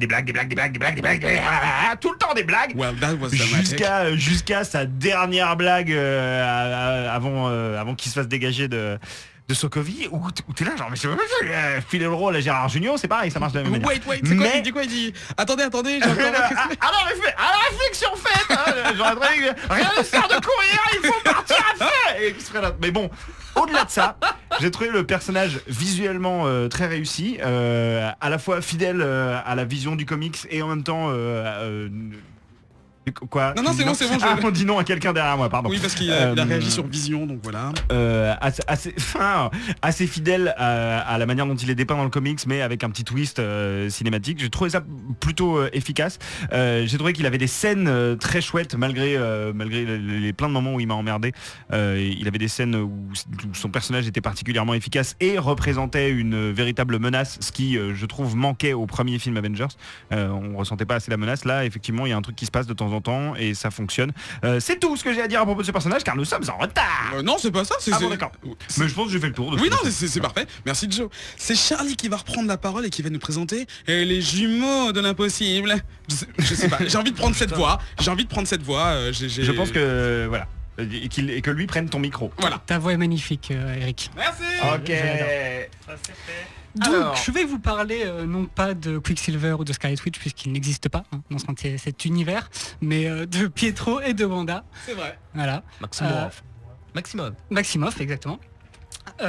Donc ce sont des jumeaux, on le sait tous, qui vivent en Europe de l'Est, dans la République de Sokovia, super. Et on est bien d'accord que je précise que ça a été complètement inventé, c'est un pays fictif pour les... Voilà, c'est un peu la Yougoslavie du Marvel Cinematic Universe. Pour mieux défoncer cette république, je pense qu'il fallait mieux prendre quelque chose de fictif. Très jeune, donc ces deux jumeaux vont recevoir littéralement des bombes sur la tête qui vont détruire leur logement et leurs parents au passage. Une des bombes n'explose pas et on peut voir que cette bombe appartient à Stark, ce qui va faire avec le temps qu'ils vont en gros développer une haine viscérale contre Stark, puis globalement les Avengers, parce que c'est un peu la face des Avengers. Et même les États-Unis en général. Et les États-Unis, voilà. On les voit directement dès la scène d'intro, donc ils sont introduits quand les Avengers arrivent en Sokovie pour dégager le baron Von Strucker de sa base. Voilà. Ils vont assez rapidement changer d'allégeance puisqu'ils vont retrouver Ultron quand lui-même retournera en Sokovie pour chercher... Pour les vacances. Pour les vacances, c'est ça. Et pour recruter comme ça de surhumains. Comment on dit dans le MCU? Alors, en français, je sais pas comment on dit. Optimisé. Enhanced, oui. Optimisé en français. Ouais. Ah oui, ce titre, excusez-moi, c'était écrit en dessous. Optimisé pour voir des petits tableaux. Pardon. Wow. Quelqu'un a compris cette blague dans le studio? Tu vas dans un petit petit musée. Ouais, ok. Non, pardon. Donc, bref. Voilà. Je ne sais plus où j'en étais. Donc bienvenue dans le c'est Comics super. Podcast. Donc ces deux personnages qui ont pour Pietro une vitesse surhumaine, même si on le verra plus tard, pas si rapide que ça, le pauvre. Et quand même. Et Wanda qui peut contrôler les esprits, rentrer dans les esprits des gens, ressentir ce qu'ils ont vécu et faire de la télékinésie, tout simplement. Ces pouvoirs-là on l'a vu. Non, la télépathie. Télépathie. Puisque télékinésie, c'est déplacer les objets. Elle le fait. Hein. Ah ouais. Ah bah oui. Elle déplace les objets aussi. Sauf si tu dis que c'est des champs de force, mais elle déplace les objets sans les toucher, donc c'est la télékinésie. Ok, autant pour moi, je suis désolé, pardon, je suis navré. Il y a aucun Toutes souci. mes excuses. Il n'y a pas de problème. Et donc ces deux pères... On se reprend. You didn't see that coming. Du coup, oui, ces deux super-héros qui sont pas réellement du côté des gentils au début, mais qui, je pense, ne savent pas trop ce qu'ils font du côté des méchants non plus, vont donc rejoindre Ultron par la suite. Et puis après, une fois que Ultron voudra en gros injecter son esprit dans la vision, enfin la future vision, Wanda va avoir un peu un glimpse de ce que pourrait devenir la Terre si il laissait Ultron faire ce qu'il veut. Et du coup, ils vont encore changer d'allégeance pour rejoindre les Avengers. C'est génial. Et du coup, les persos, qu'est-ce que tu en as pensé dans leur traitement dans le film? Justement, je trouve que un des problèmes, je pense, des films Avengers, mais surtout de celui-là, c'est que c'est un film avec beaucoup de personnages. Ça va être très difficile à réaliser de base, mais en plus, ils essayent d'en introduire des nouveaux. Donc les jumeaux, plus la vision. Je pense que ils auraient dû être introduits plus tôt, pas juste dans un teaser à la fin de Captain America Winter Soldier, mais vraiment prendre le temps. Toi, tu disais tout à l'heure, Eric, que Whedon voulait pas introduire Captain Marvel parce qu'il voulait vraiment qu'on voit une origin story, voir comment elle a eu ses pouvoirs. Je pense pareil des jumeaux, je pense qu'ils ont été bâclés, clairement. On les voit pas assez. Ils sont plutôt bons, les acteurs sont bons, à part l'accent qui est un peu ridicule par moment, mais en soi ils s'en sortent plutôt pas mal. Voilà, ils sont au second plan, ils n'ont pas beaucoup de dialogue, surtout Pietro, qui en plus va, on peut spoiler, qui va totalement se sacrifier. Spoiler. Qui va se sacrifier pour rien du tout, pour sauver Clint Barton, Hawkeye, qui essaie de protéger un enfant. Alors qu'il aurait très bien pu les prendre et courir très vite, très loin, sans se prendre une rafale dans le bide. C'est parce qu'il a des Adidas et ça court pas assez vite. Il aurait dû prendre des Nike, exactement. Et voilà, donc je trouve ça juste dommage. Moi, c'est deux personnages que j'aime beaucoup dans les comics. J'aurais voulu qu'ils développent beaucoup plus leur relation, tous les deux, qui peut être parfois un peu bizarre, mais qui est très intéressante. Et voilà, je trouve ça juste, c'est pas mal, mais c'est un peu du gâchis. C'est bien, mais pas top. Didn't see that coming. Didn't see that coming. Ben, tu vas nous parler de la vision. Oui, c'est moi aujourd'hui. Tout à fait. Donc Joe a parlé du personnage d'Ultron.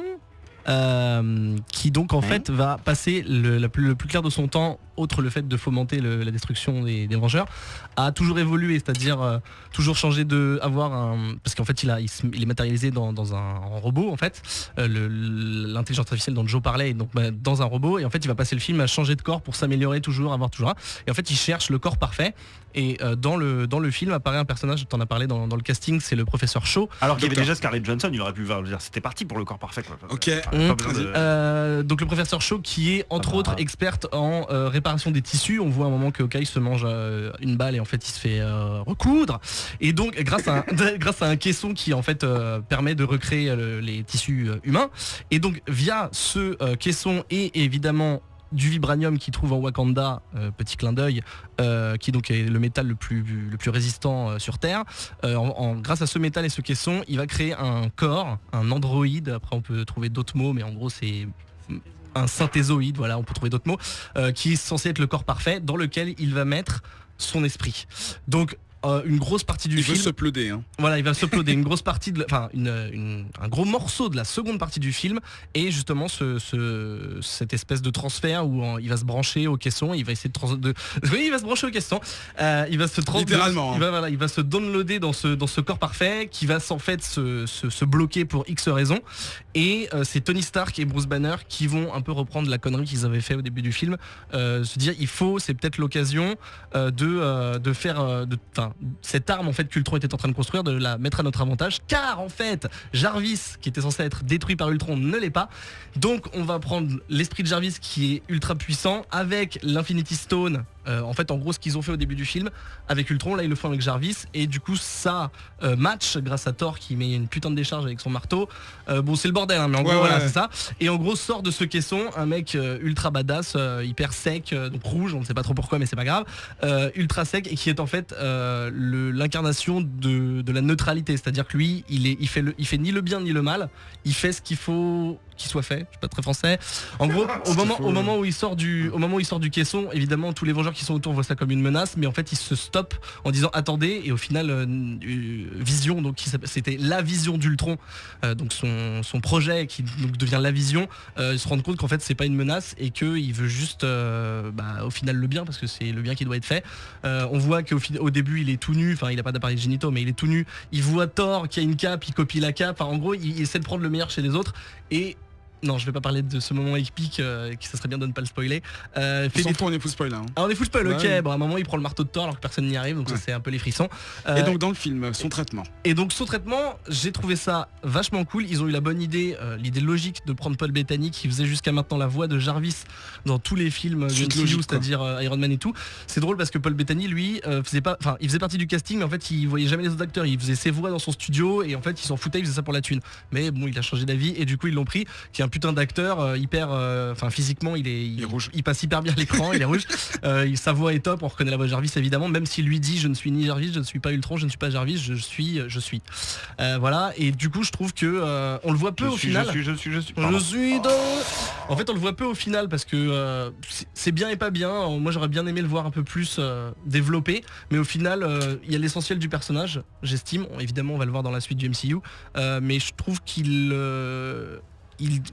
dégage exactement ce pourquoi il est fait, c'est-à-dire un être surintelligent qui en fait a toujours les solutions optimales en fait.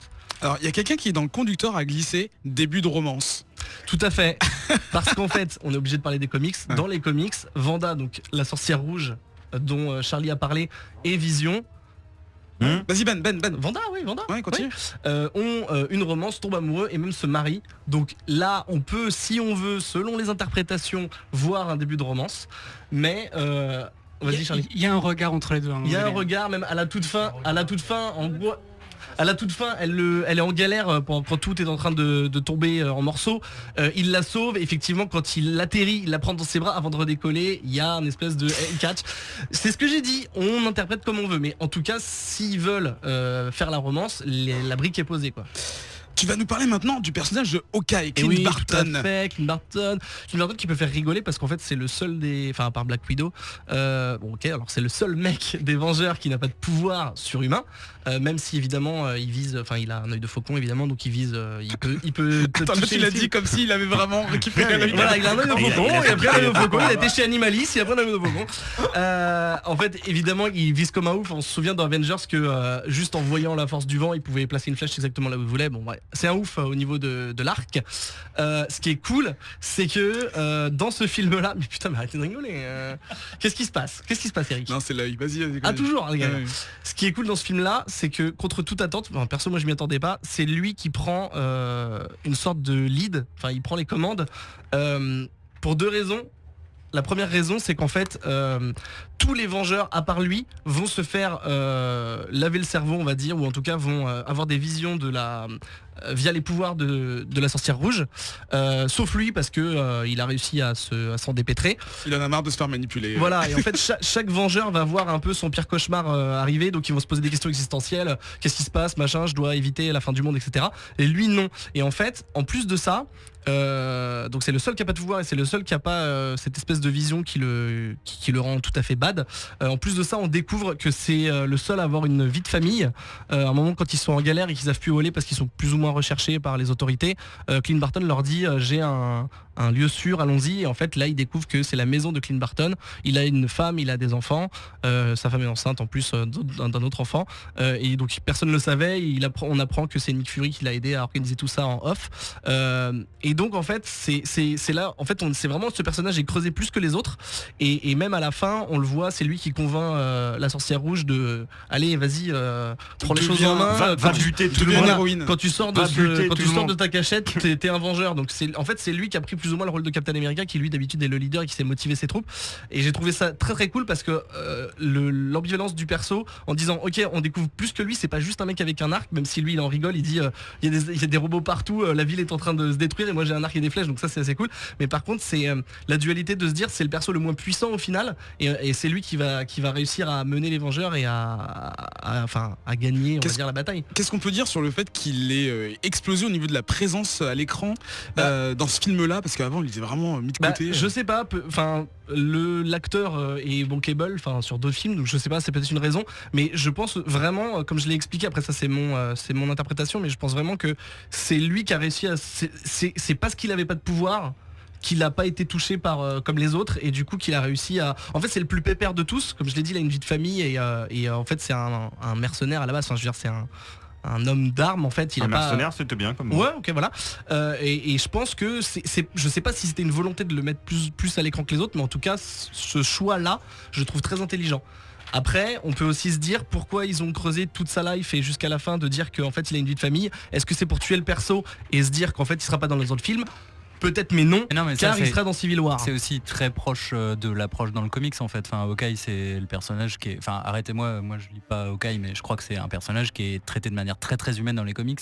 Oui, mais bon, il a pas de vie de famille spécialement. Enfin, dans les comics c'est plus un gros loser en fait. C'est le mec à qui il arrive toujours des crasses, et effectivement c'est le mec le plus proche de nous, à qui on peut s'identifier. C'est peut-être aussi pour ça. On se dit voilà, évidemment on va pas s'identifier à Hulk parce qu'on n'a pas sa puissance, et voilà, c'est possible que ce soit ça. Mais perso, si je peux rajouter un petit avis, j'ai trouvé que ça faisait partie justement des ficelles un peu facile du film, qui à partir du moment où on te présente ou un personnage qu'on pensait qu'on voyait tel une sorte de look solitaire, Hawkeye, du jour au lendemain à une femme enceinte, une maison, des enfants. Mais il a jamais dit le contraire. On passe ensuite tout le reste du film à se dire mais va-t-il mourir, et je trouvais que c'était un peu chaque scène on le met dans une situation où tu penses qu'il va mourir, et du coup j'ai trouvé que c'était un peu téléphoné de la part des scénaristes. Oui, mais je trouve ça super bien parce que tu pourras jamais dire ça d'un mec comme Thor, comme Iron Man ou quoi. Tu pourras dire ah mais il va mourir parce qu'on sait que c'est Iron Man, oui, tout le but c'était justement de faire ressentir ça à la fin de tu sais très bien que c'est un super héros, même Iron Man c'est un super héros et qui va pas mourir. En fait non, on n'a jamais peur pour eux. Moi Hawkeye j'ai eu peur pour lui.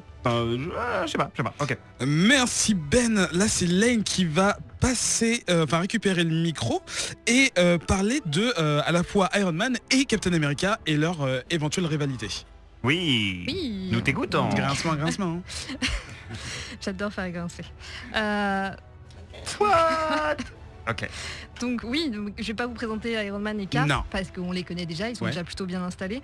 Donc tout ce que j'ai envie de de vous dire, c'est que arrivé dans ce film-là, la relation de Cap et Iron Man au début, ils sont plutôt bien installés. On a une équipe qui est soudée, qui se fait des petites blagues. Tout le monde va vanner, par exemple, Cap lorsqu'il dit à Iron Man de faire attention à ce qu'il dit, parce que ça c'était un des trucs les plus chiants. C'est quoi ce truc de language quoi? Mais parce que c'est le good guy, c'est le gentil garçon, et donc du coup ils se foutent tous gentiment de lui parce que quelque part, voilà, comme dit Lucie, il est resté coincé dans les années 40 et il a toujours des valeurs. C'est vrai que dans les années 40, personne disait putain a priori. Mais il y avait ce côté un peu Amérique, un peu lisse, avec les gens polis, machin. Enfin, c'est vraiment Steve Rogers, c'est vraiment le bon garçon, quoi, le bon fils à sa maman. Boy Scout. Un peu plus tard, quand il dit un peu je sais plus ce qu'il dit exactement comme insulte, pareil. Et il y a pas Tony Stark, il y a Nick Fury qui lui dit tu embrasses ta mère avec cette bouche. Enfin, c'était marrant, quoi. C'est un peu ça. Et en fait, au fur et à mesure du film, on s'en aperçoit peut-être pas immédiatement, mais il y a vraiment, à travers des petites phrases, des petites choses qui sont lancées, une espèce de tension qui monte, forcément entre tous les Avengers, puisqu'on voit vraiment qu'à partir de la création d'Ultron, ils vont se séparer pour pouvoir après se réassembler, mais on sent bien que la fracture entre Cap et Iron Man, elle est beaucoup plus profonde que ça, parce qu'elle vient vraiment à la base d'un antagonisme primaire entre deux, parce qu'ils sont vraiment différents. Comme je l'ai déjà dit, Steve, c'est vraiment le gars vraiment gentil, bon, qui en fait s'est retrouvé enrôlé dans une guerre, en fait, parce qu'il voulait aider son pays, il voulait sauver des gens, il supportait pas que la guerre fasse des victimes, etc. D'ailleurs, à un moment du film, il dit un truc qui est assez sympa. En fait, il dit I'm sick of watching people pay for mistakes. Et je trouve que c'est assez révélateur, en fait. Il aime pas voir les autres souffrir. Ouais. Alors que, par contre, Tony, lui, c'est vraiment le fils de son père, c'est vraiment le fils de Howard Stark. Il a été élevé en enfant unique, un peu pourrigaté, et il a une vision du monde beaucoup plus noire que Steve. Et plus cynique aussi. Ouais, beaucoup plus cynique. Et lui, il a l'impression que de toute façon, on lui dit non, mais il le fait quand même, parce que voilà, il a raison. On lui dit non deux fois, il le fait quand même deux fois. Il le fait quand même dans le même film. Mais il se dit, de toute façon, moi j'ai une vision, je sais ce que je fais et je vais le faire, et puis ça passe ou ça casse, mais j'aurais essayé de le faire.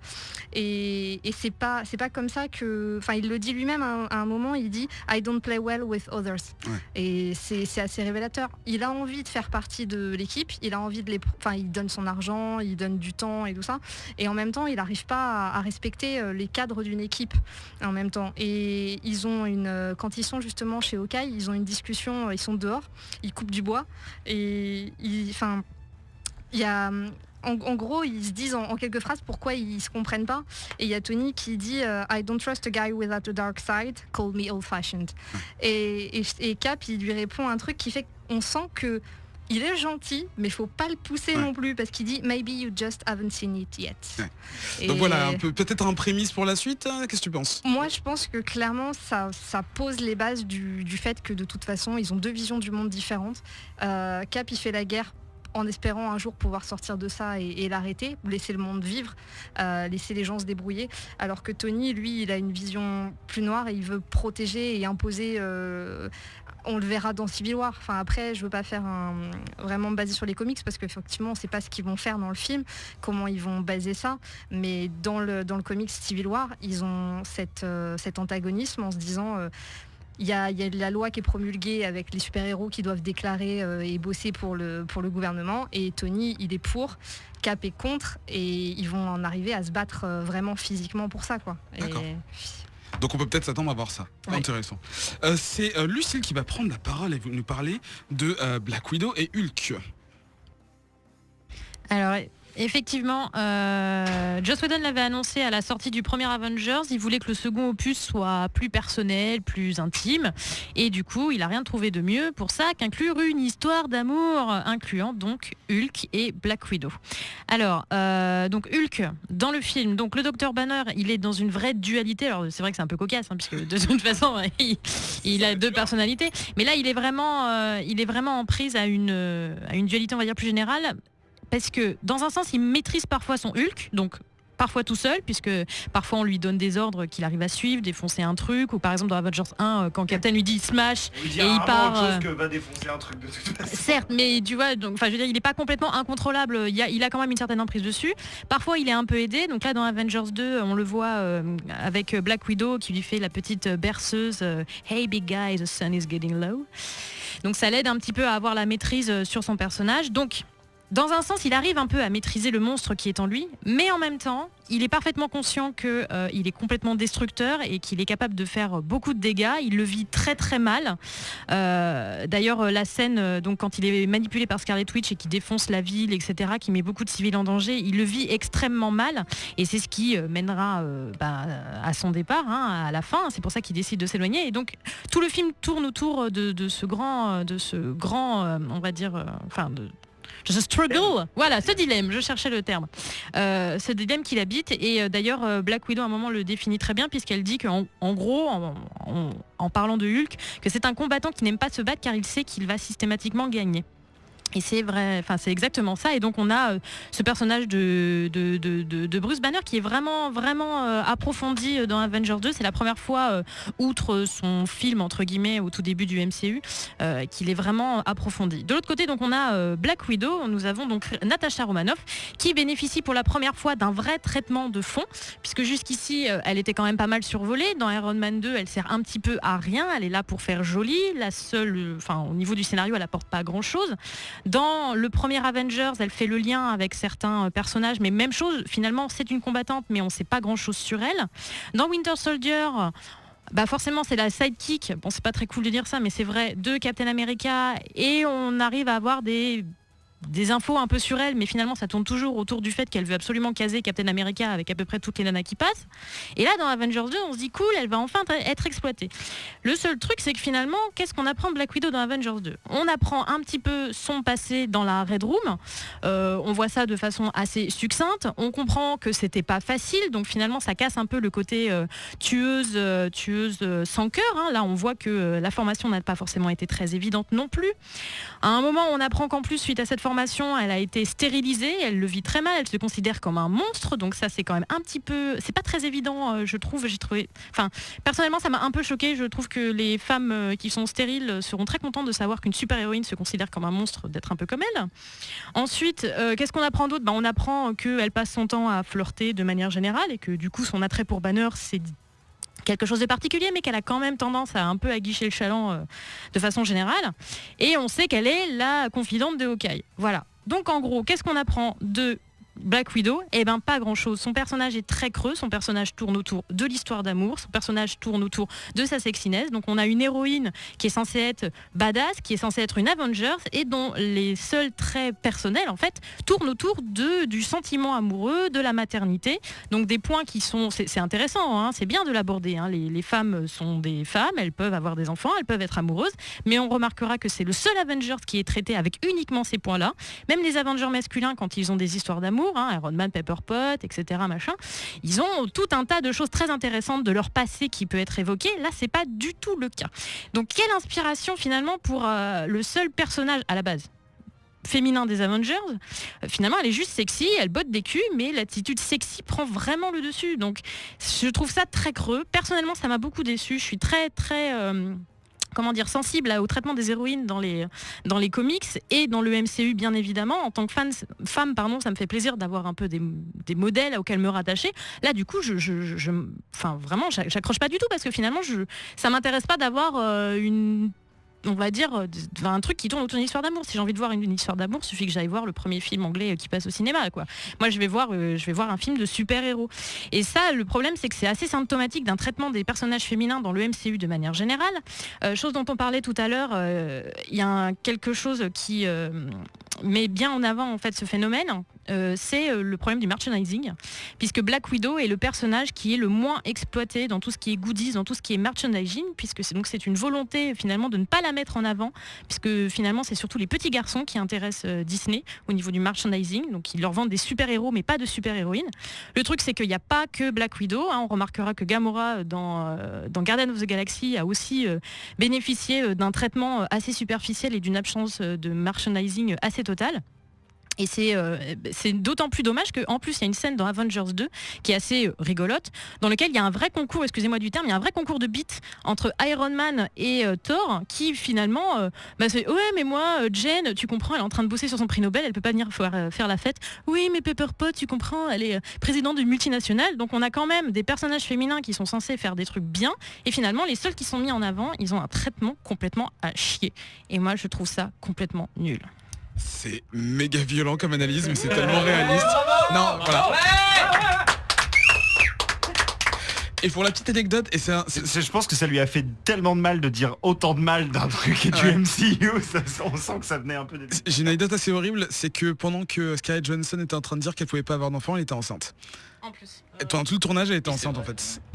Donc voilà, c'est... Oh là putain, comment on passe après ça. Merci beaucoup Lucille. Adrien va reprendre la parole avec un truc légèrement plus léger, je pense. Un petit peu plus léger. Il va nous parler de Thor. Oui, donc moi voilà, je vais avoir l'honneur de vous parler d'un des plots les plus confus et d'un des personnages les plus sous-utilisés du film. Vous l'aurez deviné, je parle du beau blond musclé qui préfère aller à la piscine pépouze pendant que ses amis coupent du bois. Thor. Parce qu'après l'attaque de Scarlet Witch, Thor il est pas trop dans le mood, tu vois, donc façon non, je vais pas rester là, moi je vais plutôt aller voir mon pote Eric Selvig parce que mon rêve il était trop chelou. Il y avait une grosse teuf avec des meufs à moitié à poil et puis des cailloux, j'ai pas compris les bails. Heureusement, l'expert en mythologie nordique, fidèle au poste depuis le tout premier film Thor, il sait décidément plus de choses que tout le monde. Alors il lui dit ce qu'il te faut mec, c'est une baignoire et un peu d'électricité. Pas son Clo-Clo. Rappelez-vous, Claude François, 1963, si j'avais un marteau. Tout ça se tient. Joss Whedon, c'est exactement ce qu'il fait. D'ailleurs, c'est une des images de la bande-annonce qui avait le plus intrigué les fans ces derniers mois. Mais pourquoi le fils d'Odin cela coule douce au spa du Center Park de Chamouille? Quelle est cette mystérieuse figure féminine qui a la chance de lui faire un shampoing? Obligé, c'est Enchantress ou Moondragon du Wadanka. Alors fun fact, du coup elle a été coupée au montage, donc on saura jamais qui c'était que cette meuf. Et surtout, est-ce que c'était des vrais abdominaux, Chris? Enfin bref, je m'égare un petit peu à l'image de Thor dans le film, qui s'égare un petit peu. Toujours est-il que son bon bain lui a fait du bien. Alors Thor il chope une serviette et il file à la Tour Stark pour filer à Vision / Mr Manhattan ces quelques watts manquants pour le réveiller. Parce que Quicksilver il avait débranché la prise comme un con, tu vois. Didn't see that coming. Alors pourquoi est-ce que la piscine magique lui avait dit que c'était ok d'avoir le gemme du sceptre d'autocar au milieu du front? On sait pas bien. Visiblement, c'est un brin plus limpide pour les fans hardcore qui ont lu Thor Annual 11 ou Thor 347 et qui connaissent le concept de Well of Life. Bref, c'est pas très noob friendly. Mais après, Thor, il est un petit peu deg parce que du coup, Vision, il est worthy et il peut lui piquer son marteau à tout moment.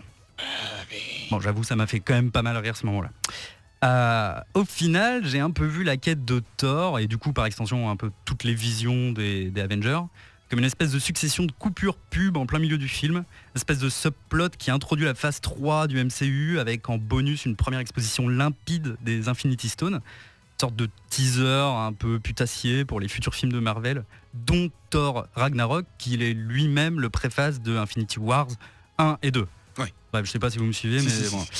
Alors, ok, c'est le nerdgasm total, j'ai senti dans le cinéma quelques fans frissonner à la vue des pierres d'infinité, mais quand même, ça fait de l'infini. Pas grand chose. Oui, de l'infinité, oui. Ça fait pas grand chose d'autre que ralentir l'action et de rendre les films un petit peu plus dépendants les uns des autres. Et voilà, moi, c'est un des trucs qui m'a gêné le plus avec Avengers 2, c'est qu'au final, il fonctionne désespérément pas tout seul. Alors, c'est marrant parce que j'en parlais en antenne avec Fask. Un des points de Joss Whedon, c'était de créer un film vraiment qui pouvait être vu par n'importe qui, c'est-à-dire une personne qui ait vu soit le premier Avengers et ensuite qui viendrait voir la suite comme tout un chacun, ou alors une personne qui n'aurait vu aucun autre film de... Mais toi, si tu l'as ressenti comme ça, tu as senti que t'es vraiment trop connecté au reste. Moi, je pense que c'est un film qui est absolument chiant à mourir pour quelqu'un qui ne connaîtrait pas le MCU. D'accord. Même moi j'ai trouvé ça chiant à mourir alors que je kiffe. Et du coup, ouais, c'est vrai que ça fait chier. C'est en fait c'est une scène d'exposition gratuite. En fait, le mec il arrive après s'être paré pendant 30 minutes et genre, en fait, je sais toute la suite des prochains films. Voilà, et donc, c'est pire, ça va ça. Thor ne sait qu'à ça. Hein. Ouais. Il ne sert qu'à ça parce qu'à la fin il fait genre, bon allez, moi je vais me casser, je vais aller enquêter sur ces pierres. Ouais. Ciao. C'est bon, j'ai la solution sur ces pierres. Ouais, c'est ça. Merci Adrien. Gaylor, toi tu vas nous parler, en fait tu vas faire un peu de résumé de tout ça, tu vas nous faire rapidement la différence entre ce qui se passe dans le film et les comics originaux. À quoi on peut s'attendre en fait quelles sont les vraies différences entre ce qu'on voit dans le film et ce qu'on aurait pu lire quand on connaît un peu les Avengers et Ultron? Alors, le jeu des 7 erreurs. Tout ça en 2 minutes, c'est parti. Ouais. Alors, normalement, bon, comme j'avais dit tout à l'heure, c'est Hank Pym qui crée Ultron. Donc là, il y a déjà une grosse différence à la base. Voilà. Ultron dans le comics à la base, c'est une espèce de gros grille-pain en fait. Il y a Ultron One en fait. Et en fait, le principe de cet ennemi, c'est qu'il revient à chaque fois dans une version améliorée. Donc il y a Ultron 2, Ultron 3, machin, jusqu'au run de Kurt Busiek en 98, où à un moment Ultron se démultiplie. Il y en a à peu près 300 qui tombent sur les Avengers, d'où l'affiche, d'où le film avec tous ces robots qui jaillissent de partout. Alors il passe d'ennemi unique à une espèce de multitude comme ça, sauf que Ultron revient toujours dans les comics, il revient toujours un petit peu plus fort jusqu'au comics de Bendis qui s'appelle son Age of Ultron. Où c'est un event un peu à part, un peu déconnecté qui se passe dans un futur apocalyptique où Ultron a gagné, où tout se passe dans une espèce de New York complètement ravagé, où il y a des Ultrons partout qui patrouillent et qui cherchent des super-héros, enfin les quelques super-héros qui restent, qui sont un peu dispersés à droite, à gauche. Et c'est Ultron donc voilà qui dirige le monde. Bon après il y a une espèce de twist dégueulasse au milieu de l'event, ça devient nul. Il y a Time travel. Voilà, complètement. Ouais. Donc tu l'as lu aussi. Oui, c'est complètement nul d'un bout à l'autre. Enfin, dans la seconde partie. Et donc, est-ce que dans le film il pourrait revenir je sais pas trop en fait. J'ai pas lu les scripts de la phase 3. Non. Ça pourrait être un ennemi, un truc récurrent qui pourrait venir dans une phase 4 ou dans un autre film du MCU, comme par exemple peut-être, alors là je m'avance un peu, Guardians of the Galaxy, parce qu'à un moment... Pardon Guardians of the Galaxy 2, où dans le comics, dans la version comics en 2006, Ultron est l'un des ennemis justement il est à la base de la réunification de cette équipe, de la naissance de ce groupe, et donc du coup du film en gros on doit tout à Ultron en comics. C'est assez bizarre en fait qu'on reconstitue tout le puzzle. Il pourrait réapparaître dans l'espace, pourquoi pas, il pourrait très bien... le gimmick d'Ultron c'est ça, c'est je reviens et à chaque fois je reviens d'une manière un peu plus menaçante. Il évolue, il s'adapte à chacune de ses morts précédentes, un peu comme Doomsday. C'est ça. Un peu comme Doomsday, non? Un petit peu, oui, si tu veux. Oui, allez. Ouais. Ok. Merci pour ce tour. Oui, si j'appuie sur le bouton, ça marche pas. Merci pour cette revue. On va faire du Theorycraft avec Lavi Faskill qui est venu. Ils font la même chose en clairvoyant, mais on l'a emprunté juste pour pouvoir faire un petit peu la même chose avec nous. Voilà, donc on va parler. Déjà, on va commencer par la scène finale. La scène finale, on voit les Vengeurs, enfin la nouvelle version des Vengeurs, en l'occurrence Vision, Scarlet Witch, Falcon et War Machine, accompagné de Black Widow, excusez-moi, et Captain America, s'entraîner pour la suite. Quelle suite?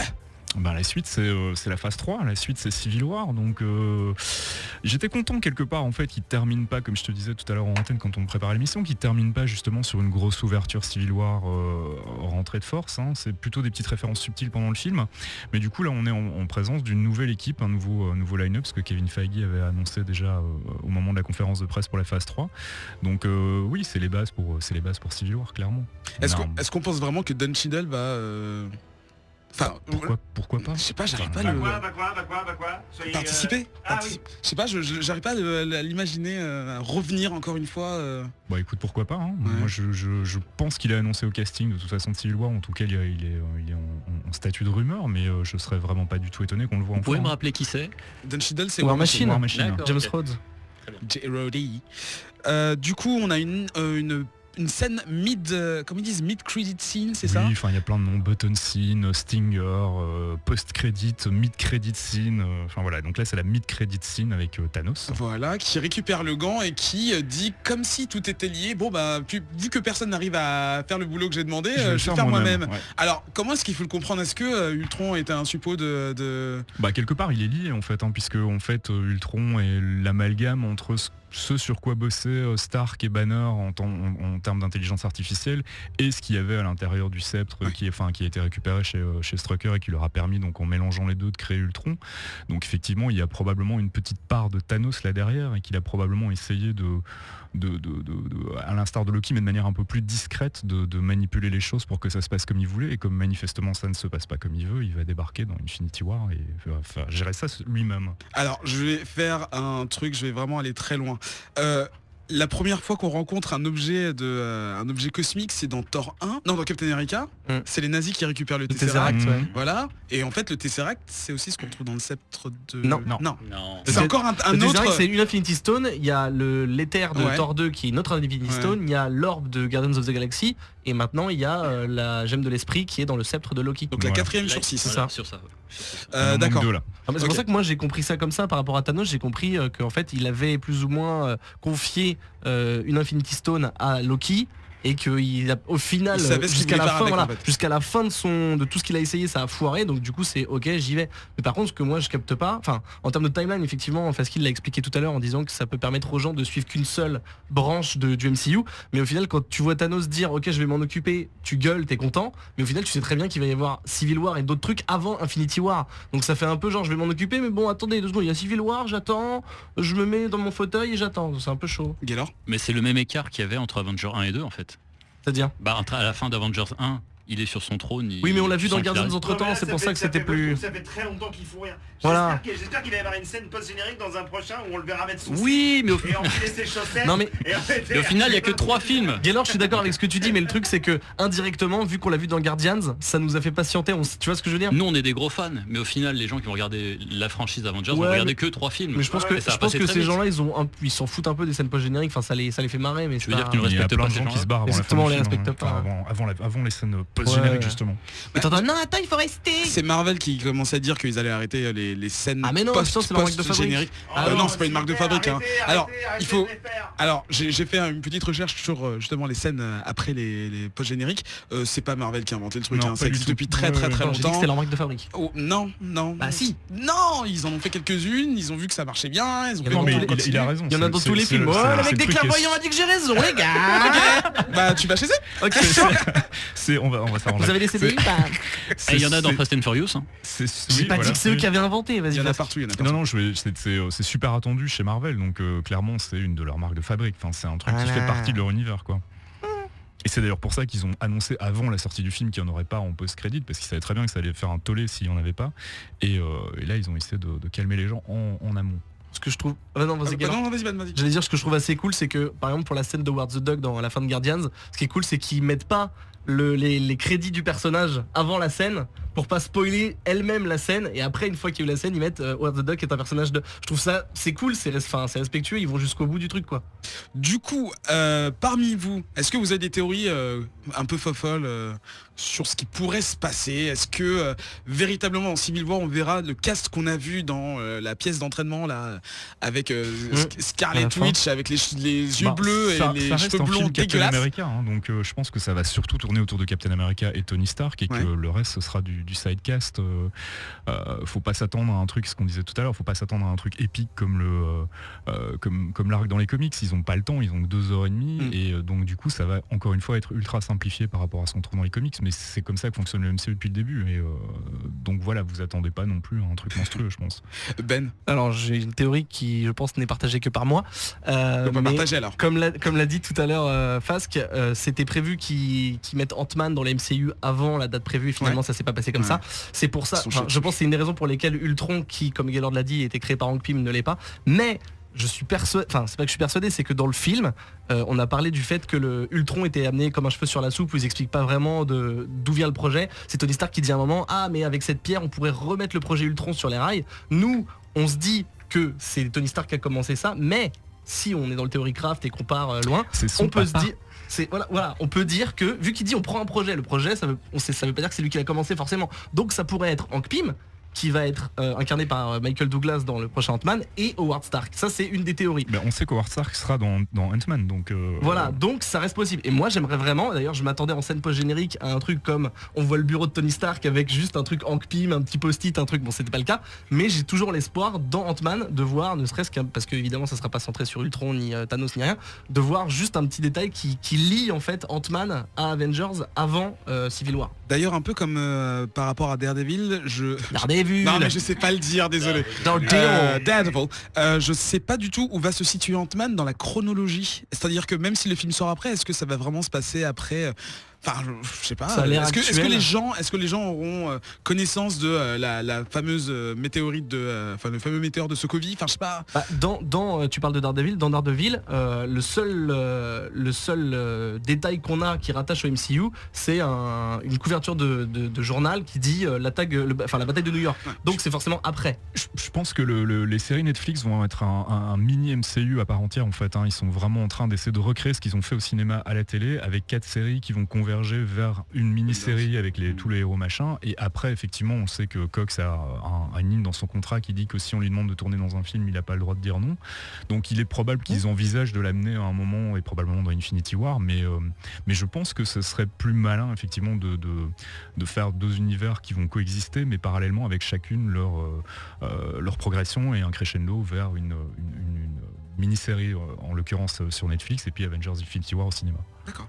Moi j'espère juste un truc, c'est qu'Ant-Man sera aussi fun qu'il a l'air d'être et qu'il n'y aura pas trop de lien avec le MCU, parce que j'ai l'impression que maintenant le MCU cherche à créer des liens, enfin dans cette suraccumulation de liens comme ça on s'y perd un petit peu. Je pense que c'est ce qui a un peu tué Avengers 2. Donc en fait, les films ne peuvent pas exister tout seuls. Voilà, j'ai très envie qu'Ant-Man soit une surprise et qu'il existe par lui-même. Donc en fait, là je me rends compte un peu, petite surprise, que le MCU ne plaît pas à tout le monde. Enfin, le concept même d'avoir un seul univers partagé avec des choses qui se... Si, ça me plaît. C'est pas que ça me plaît pas, c'est que dans l'exécution, c'est pas toujours réussi, quoi. D'accord. Dans Daredevil, c'est réussi pour le coup. J'ai trouvé qu'Avengers 2... Vas-y. Avengers 2, ça me rappelait Civil War, par exemple, en comics. Qui partait d'un bon postulat, mais qui finalement ne pouvait pas se lire tout seul parce qu'il partait tout le temps dans des références à d'autres comics. Tu tournais 3 pages, tu savais que la fin était dans Spider-Man, tu tournais 3 autres pages, tu savais que la fin était dans Young Avengers. Et le comics n'existait pas vraiment en soi. C'est pas trop le cas pour Avengers 2, mais tu sens qu'ils explorent des pistes, surtout Thor en fait. Thor est très problématique dans ce film. Il parle, tu sais pas ce qu'il fait. Thor fait partie des grosses coupes en fait, donc je serais curieux de voir les scènes supprimées justement avec Thor, parce que je pense qu'on a perdu une bonne partie de ce qui lui arrive. Ben, par rapport aux séries, je voulais juste dire, pour répondre à Joe rapidement, c'était que je trouve que dans Daredevil c'est fait quasi parfaitement, c'est-à-dire que on sait qu'il est relié via un truc de journal et c'est tout, ça suffit. Vu que Daredevil après on passe à autre chose, mais je trouve ça cool quand même qu'il est relié subtilement. On sait qu'il fait partie du truc, on n'en fait pas des caisses, mais c'est truc. Oui, mais pour le moment, Ben. Pour l'instant c'est bien fait. Je sais pas. Pour l'instant c'est bien fait. Il y a une volonté de pas trop en faire non plus, parce qu'on sait, c'est dans une interview, je pense, dans une des conférences de presse. Alors est-ce que c'était aux US ou à l'avant-première à Londres, mais en tout cas il y a une discussion entre Feige et Whedon qui est super intéressante, où apparemment ils expliquent qu'ils ont retiré du Thanos de Guardians of the Galaxy. Il y en avait beaucoup plus avant, et ils ont dit non, on va en retirer parce que ça n'a pas beaucoup de sens. Les gens vont pas comprendre, et en plus de toute façon nous il faut qu'on lève le pied par rapport au perso et qu'on introduise beaucoup plus lentement parce qu'on a encore 3 ans avant qu'il arrive, quoi. D'accord, donc ils ralentissent quand même un peu le truc. Ils sont conscients, je pense qu'après le MCU est pas parfait, et j'ai beau être fan, je vois aussi les défauts, les erreurs, les trucs et tout, mais faut quand même aussi pas oublier que les mecs sont en train de faire un truc qui a jamais été fait au cinéma en fait, et c'est quand même... Enfin, ils sont en train d'inventer quelque chose depuis 10 ans, et oui, ils font des erreurs aussi, il y a des trucs qui marchent moins bien, mais je serais vraiment curieux d'avoir l'avis de quelqu'un qui n'irait voir que Avengers 2 en n'ayant rien vu d'autre. Je serais vraiment très curieux de savoir ce qu'il en pense en fait. Lucille. Oui, du coup j'en profite pour rebondir. Effectivement, le MCU, maintenant ça fait 10 ans, on en a encore pour à peu près autant, je pense. Oui. Et effectivement, là ça commence à devenir un peu lourd parce que c'est comme, c'est comme disait Gaylord, c'est comme les comics. Si t'as pas vu les autres films, ça commence à devenir compliqué. Et c'est mieux d'avoir tout vu, et du coup ça commence à avoir un lourd passif, et c'est vrai que ça commence peut-être à peser un peu sur les spectateurs. Et juste pour partir sur un autre point, il y avait la question qui m'interroge à propos de Civil War, parce que là du coup, donc normalement Avengers 2 est censé introduire plutôt Avengers 3, or il introduit surtout Civil War finalement sur la dualité Captain America Iron Man, et justement ce que je me demande c'est que Civil War va être traité dans le 3e film Captain America. Du coup, est-ce que finalement... Toi, tu penses que ça devrait être un Avengers? Non, ça devrait pas forcément être un Avengers parce que Civil War, c'est pas les Avengers, c'est tous les super-héros, mais du coup... C'est surtout, est-ce que finalement ça risque pas d'être traité surtout du point de vue de Captain America, et donc du coup est-ce qu'on va pas être tenté de prendre parti pour Captain America là où le comics finalement nous laisse assez faire notre choix. Ouais. Vas-y. Non, j'allais juste dire que je pense qu'une des raisons pour lesquelles c'est dans Captain America, c'est parce que Robert Downey Jr. n'a pas signé pour un Iron Man. Oui, je pense qu'il y a beaucoup de raisons contractuelles aussi qui font qu'ils ont dû ruser probablement pour pouvoir avoir Robert Downey Jr. au cast. Et que dans les films collégiens. Et puis de toute façon, Civil War est un arc tellement compliqué. Enfin, comment tu veux rendre ça en 2h30 de film? Ça va être une version ultra simplifiée avec une opposition entre Stark et Rogers. Et puis ça va être complètement autre chose. Du coup, soit on va avoir un Captain America 3 qui mettra beaucoup moins en avant son héros titre entre guillemets, soit effectivement on va avoir un truc qui va être surtout autour de Captain America, et là est-ce qu'on risque pas de perdre un peu la saveur de Civil War et de ce grand conflit général? Moi j'ai peur effectivement, j'ai peur quand même du syndrome Tony Stark qui devient un méchant quoi. C'est-à-dire où on a clairement un film où Captain America est le gentil et Tony Stark est le méchant, et ça perdrait un petit peu du côté ambigu du comics qui justement te laissait un peu face à tes propres choix moraux en tant que lecteur. Écoute, je sais pas, on verra. Moi j'étais persuadé en fait que quand ils allaient annoncer la phase 3, ils allaient annoncer un renouveau en fait, dans le sens où plutôt que de faire des films sur des personnages, ils allaient annoncer des arcs et complètement laisser tomber la nomenclature Captain America. On va faire un arc Civil War, on va mettre plein de persos dedans et on va faire un truc rigolo.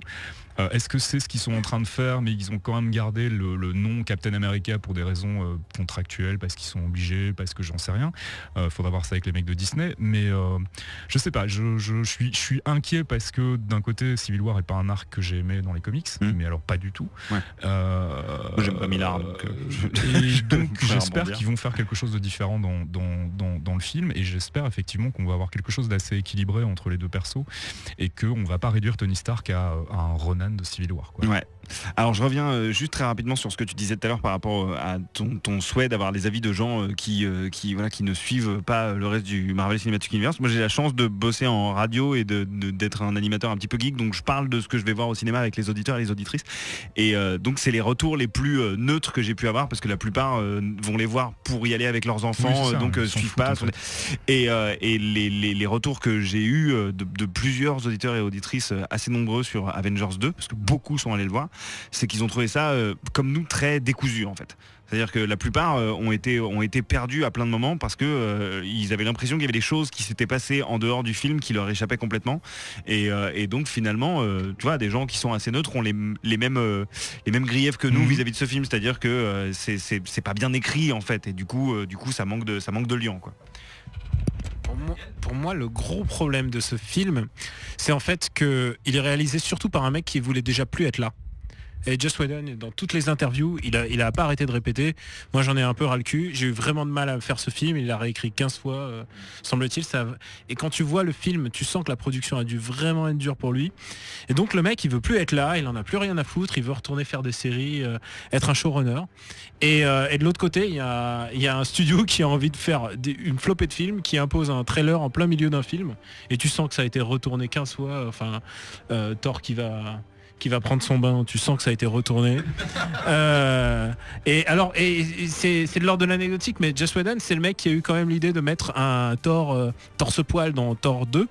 Il s'est dit ouais non, là ça manque un peu de beefsteak, tu vois, ça manque un peu de pectoraux et tout ça. Le métro aussi. Et il a conseillé, le mec, il lui a dit écoute, rajoute une scène où Thor va se laver discrètement en regardant le palais et tout ça.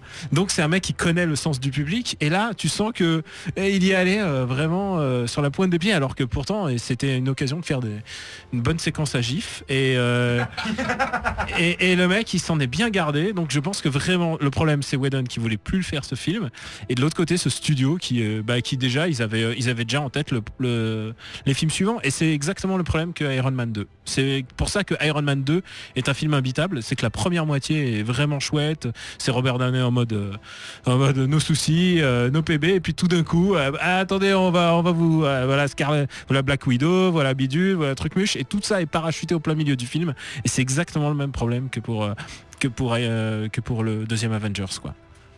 Ouais, non, je voulais juste revenir sur ce qu'on disait tout à l'heure, ça avait pas l'air de vous plaire, je crois que c'était Gaylord et Joe, que que la télé soit collée au MCU et qu'il fasse des allers-retours comme ça. Ça me plaît pas. Ouais. Non, Pas commencer. voilà, mais moi j'ai la conviction qu'en fait ça va s'intensifier. Je sais pas si ce sera du côté d'Agent of Shield, mais Fask a parlé tout à l'heure des séries Netflix qui vont venir et je crois qu'il va y avoir Defenders, si je dis pas de bêtises. C'est la mini-série qui va clôturer. Voilà, mini-série. En fait, Et en fait, si je me trompe pas, dans les comics, Defenders, dans la team, il y a en partie Strange, Hulk et Black Panther, qui sont 3 personnages du cinéma. Donc je me dis, s'ils font Defenders, à moins qu'ils castent des personnes, ça serait complètement débile, autres que les personnages du film, c'est-à-dire Benedict Cumberbatch, Mark Ruffalo et le mec qui fait Black Panther, je pense, ils seront obligés de croiser écran et petit écran et grand écran. Alors j'ai lu, excuse-moi Gaylor, je te coupe la parole, parce que j'ai lu il y a pas plus tard qu'une semaine un truc par rapport justement aux comédiens de cinéma qui ne peuvent pas, ils peuvent tout à fait y aller. Le problème c'est qu'ils ont des agents. Ouais, c'est les agents qui font barrage en fait et qui négocient et donc eux ils ont juste rien à dire s'ils veulent être dans les séries télé, même s'ils veulent le faire gratos, les agents font barrage en disant non ça va coûter autant et la télé peut pas se le permettre. Et c'est pas possible. Ils le feront pas. Ils feront un autre Defender, ils feront un Defender MCU quoi. Gaylor ? Oui, alors juste une petite remarque personnelle, moi j'en viens maintenant à attendre des films un peu plus légers ou sans conséquences comme Doctor Strange, Black Panther, Captain Marvel, qui pour l'instant ne partent pas avec justement le poids d'un gros MCU derrière et qui se présentent justement comme des locomotives, comme Captain America, comme Iron Man. C'est ce qui va être super intéressant dans la phase 3, c'est qu'il y a plein de nouvelles franchises en fait. Voilà, il y a plein d'outsiders. Ils ont réussi avec Guardians, donc je pense qu'ils ont plus trop peur de rien là. Est-ce que je vais poser une question qui va peut-être relancer un petit peu la partie théorie crafting de cette 4e partie qui est devenue le grief du MCU. 5e partie. En fait, j'ai lu que l'acteur qui jouait Pietro / Quicksilver, faut pas le dire, Aaron Johnson, avait signé pour 2 films. Ouais, alors ça veut rien dire parce que Hugo Weaving avait signé pour plusieurs films aussi et il est jamais revenu, en tout cas pas encore, et il a manifestement pas envie de revenir. Okay. En fait, ils se garantissent en fait de pouvoir les rappeler s'ils en ont besoin. Dans le cas d'Hugo Weaving, comme ça s'est pas bien passé manifestement, ils vont pas imposer un mec qui a pas envie de bosser avec eux de venir bosser avec eux. Mais donc je pense que c'est le contrat standard chez Marvel, c'est de signer une série de films et si on a besoin de toi, on te rappelle et t'es obligé de venir. C'est une clause de sécurité. Voilà, c'est pour se garantir de pouvoir réutiliser les persos s'ils en ont besoin. Le truc, c'est avec tout ce MCU et tous ces mondes partagés au cinéma, je pense qu'on se met le doigt dans l'œil sur plein de choses, notamment sur le fait qu'ils planifient tout à l'avance. Alors aujourd'hui, j'ai eu le privilège de rencontrer Steve D. Knight, qui est le showrunner de Daredevil. Donc c'est le mec qui a porté le projet à bout de bras. Il a réalisé plusieurs épisodes aussi, dont le saison finale. Et il fait pas la saison 2 justement. Et il m'expliquait tout à l'heure que en fait lui c'est exactement le même cas que Jon Favreau, il est arrivé en plein le projet entre les bras et comme il est le premier, c'est lui qui impose la marque pour ensuite Jessica Jones et tout le reste n'a absolument pas été prévu. Les scripts n'étaient pas finis, Daredevil limite les scripts n'étaient pas finis à quelques semaines du tournage quoi. C'est typique de Marvel Studios en fait, le flux tendu tout le temps, c'est ce qui a cassé Iron Man 2 en fait. Oui, ils font du bricolage pendant le tournage. C'est exactement ça, ils font du bricolage et donc je pense que tout ça en fait on surévalue l'importance de tout ce qu'ils veulent donner en MCU et tout d'un coup les mecs se réveillent au plein milieu et se disent mais on aurait dû prévoir des trucs et tout, alors du coup ils s'en sont réduits à balancer des easter eggs et tout ça mais du coup ceux qui s'en sortent le mieux toujours c'est ceux qui sont indépendants en fait, c'est ceux qui arrivent comme Ant-Man alors que Daredevil c'est sans doute celui qui s'en sortira le mieux parce qu'il n'a pas été drafté dans tout Defender et une fois que ça se trouve Defender arrivera, ça sera indigeste, on ne sait pas, enfin ils ont même pas décidé les prochains showrunners des séries qui vont être tournées bientôt. Au niveau improvisé, il y a un point qui est important aussi, c'est que outre le côté les histoires qui se posent etc, il y a tout le côté production, marketing, etc. qui est derrière, c'est-à-dire que du coup par exemple Guardians of the Galaxy ils savaient peut-être pas trop ce qu'ils allaient en faire, du coup ça marche à mort, du coup ils vont vachement miser dessus, et puis après il y a des trucs auxquels ils s'attendent peut-être pas, comme par exemple le fait de pouvoir récupérer Spider-Man alors qu'il était pas chez eux, donc ça veut dire qu'ils vont pouvoir l'inclure, etc. Autant quand donc tu fais une série comic books papier qui fonctionne pas, tu l'arrêtes du jour au lendemain. Exactement. Pour un film c'est effectivement il y a beaucoup plus d'argent en jeu, donc c'est compliqué. Tu peux pas abandonner un truc qui fonctionne bien, donc ça veut dire que que tu es obligé de l'inclure, et quand il y a un truc, bah voilà, du coup, bon, j'aime pas trop Spider-Man, mais on est obligé d'en parler. Mais effectivement, bon bah voilà, Spider-Man, c'était pas, on s'y attendait pas. Finalement, on est content de le récupérer, mais maintenant, ça veut dire qu'il faut l'inclure, ça veut dire qu'il faut imaginer un truc autour de Peter Parker, etc., etc. Donc en plus, ils doivent gérer aussi tout ça, ce côté marketing. C'est pour ça que moi, je suis très indulgent par rapport à ce qui se passe, parce que vraiment, je trouve que par rapport à ce qu'on demande aux mecs de faire, par rapport à l'entreprise qu'ils ont mis en route il y a 10 ans, je trouve que voilà, ils s'en sortent plutôt pas mal globalement. On passe généralement de bons moments, même s'il y a des films qu'on préfère que d'autres, et que c'est un chantier incroyable, et que en plus, comme c'est du flux tendu tout le temps, je voudrais pas être à la place de Feige qui doit avoir envie de se tirer des balles en permanence quand même. Il a de l'argent quand même. Ça va, il a acheté une nouvelle maison maintenant qui est plutôt cool. Je pense que je ne suis pas très inquiet pour lui. Moi, malgré tous les griefs que j'ai et tous les reproches que je fais, je reconnais au Marvel Cinematic Universe la chose qu'il est un énorme foutoir d'entertainment, et c'est cool, je ne boude pas mon plaisir là-dessus. Pour revenir très rapidement sur l'éventuelle inclusion plus tard de Daredevil dans le Marvel Cinematic Universe et non le Marvel Televisual Universe, je sais pas si on peut appeler ça comme ça, le MTU, c'est que pour ceux qui ont vu la première saison de la série Daredevil, en termes de violence graphique et d'atmosphère, c'est beaucoup plus donc du coup ça me rend inquiet, parce que si jamais tu inclus un personnage aussi sombre au Marvel Cinematic Universe, tu vas forcément devoir l'édulcorer un petit peu pour le rendre plus Disney friendly, et il va forcément perdre de sa... Tout dépend de son implication et de son temps à l'écran. C'est pour ça que moi je suis vraiment convaincu que pour Marvel, le mieux à faire, c'est de justement garder cette patte Netflix d'un côté, de faire évoluer leur mini-série machin, de faire leur propre MCU Netflix, et de ne pas l'intégrer avec effectivement les productions Disney où ça risque de faire un peu tâche. Il y a 2 MCU quoi. Voilà. Il y a un truc unifié, désunifié. Waouh. Merci à tous. Pardon, excuse-moi. Je dis c'est là qu'on recommet les erreurs des comics en fait, mais bon. C'est pas faux du tout. Mais merci à toutes et à tous d'avoir participé à cette longue émission, mais tellement bien. Elle est vraiment cool cette émission. Moi, j'espère que vous avez passé un bon moment. Tu peux mettre le générique de fin ou pas? Oui, tu peux mettre le générique de fin. Ouais. Je vais le mettre une quinzaine de fois, parce que comme la dernière fois, je pense que j'ai plein de trucs à dire. Voilà, donc j'espère que vous avez passé un bon moment en notre compagnie. Nous, on s'est bien marré à la préparer et à l'animer. C'est bien qu'on prépare jamais nos émissions, putain. Ok, moi je fais ça depuis une semaine, mais c'est pas grave. On va dire merci bien sûr à Joe qui est le réalisateur de l'émission. C'est notre Pat Le Guen à nous. Ouais. Ou comme Policino ou Molisaro. Policino, Gérard Policino. Voilà. Pat Le Guen, je sais pas si c'est très cool d'être comparé à lui. Là, plan de caméra sûrement en train de sourire avec la console. On va dire merci et au revoir à Fasque. Oui. Et puis écoutez, merci d'être passé. Les clairvoyants. J'essaie de faire une impression du générique, mais c'était un peu chum. Nul. Merci à toutes et à tous encore une fois. Comme d'habitude, vous nous retrouvez sur Radio Kawa, téléchargez notre épisode quelques minutes après qu'elle ait été diffusé, donc là il doit être à peu près 2h du matin si je me trompe pas. Voilà, nous on se retrouve dans 2 semaines le 18 avril. Qu'est-ce qui se passe le 18 avril? C'est la Saint-Éric. Oh voilà, égocentrique match. Merci pour la lumière. On fait encore les fêtes. Voilà, il y a encore des gens qui font ça. Bon, on va jamais faire de cadeaux, mais bon, il y a une première à tout. Voilà, je sais pas quoi. Le gars fait son marché quoi. Ah oui, c'était mes 30 ans il y a 2 semaines. J'attends toujours les cadeaux sur Twitter. Comme vous voulez. D'ailleurs, comme d'habitude, vous pouvez joindre notre groupe Facebook ou participer. Joindre notre groupe. Oui, joignez. Ou alors nous envoyer des messages chirpy chirpa sur Twitter. Oui. Qu'est-ce qu'il dit? Non mais cuicui quoi, enfin je sais pas. Voilà, @comicsodcast ou #comicsodcast comme d'habitude. Je vous fais plein de bisous, lisez des comics, allez au cinéma, consommez, écoutez, et à la semaine prochaine dans 2 semaines. Ciao. Salut.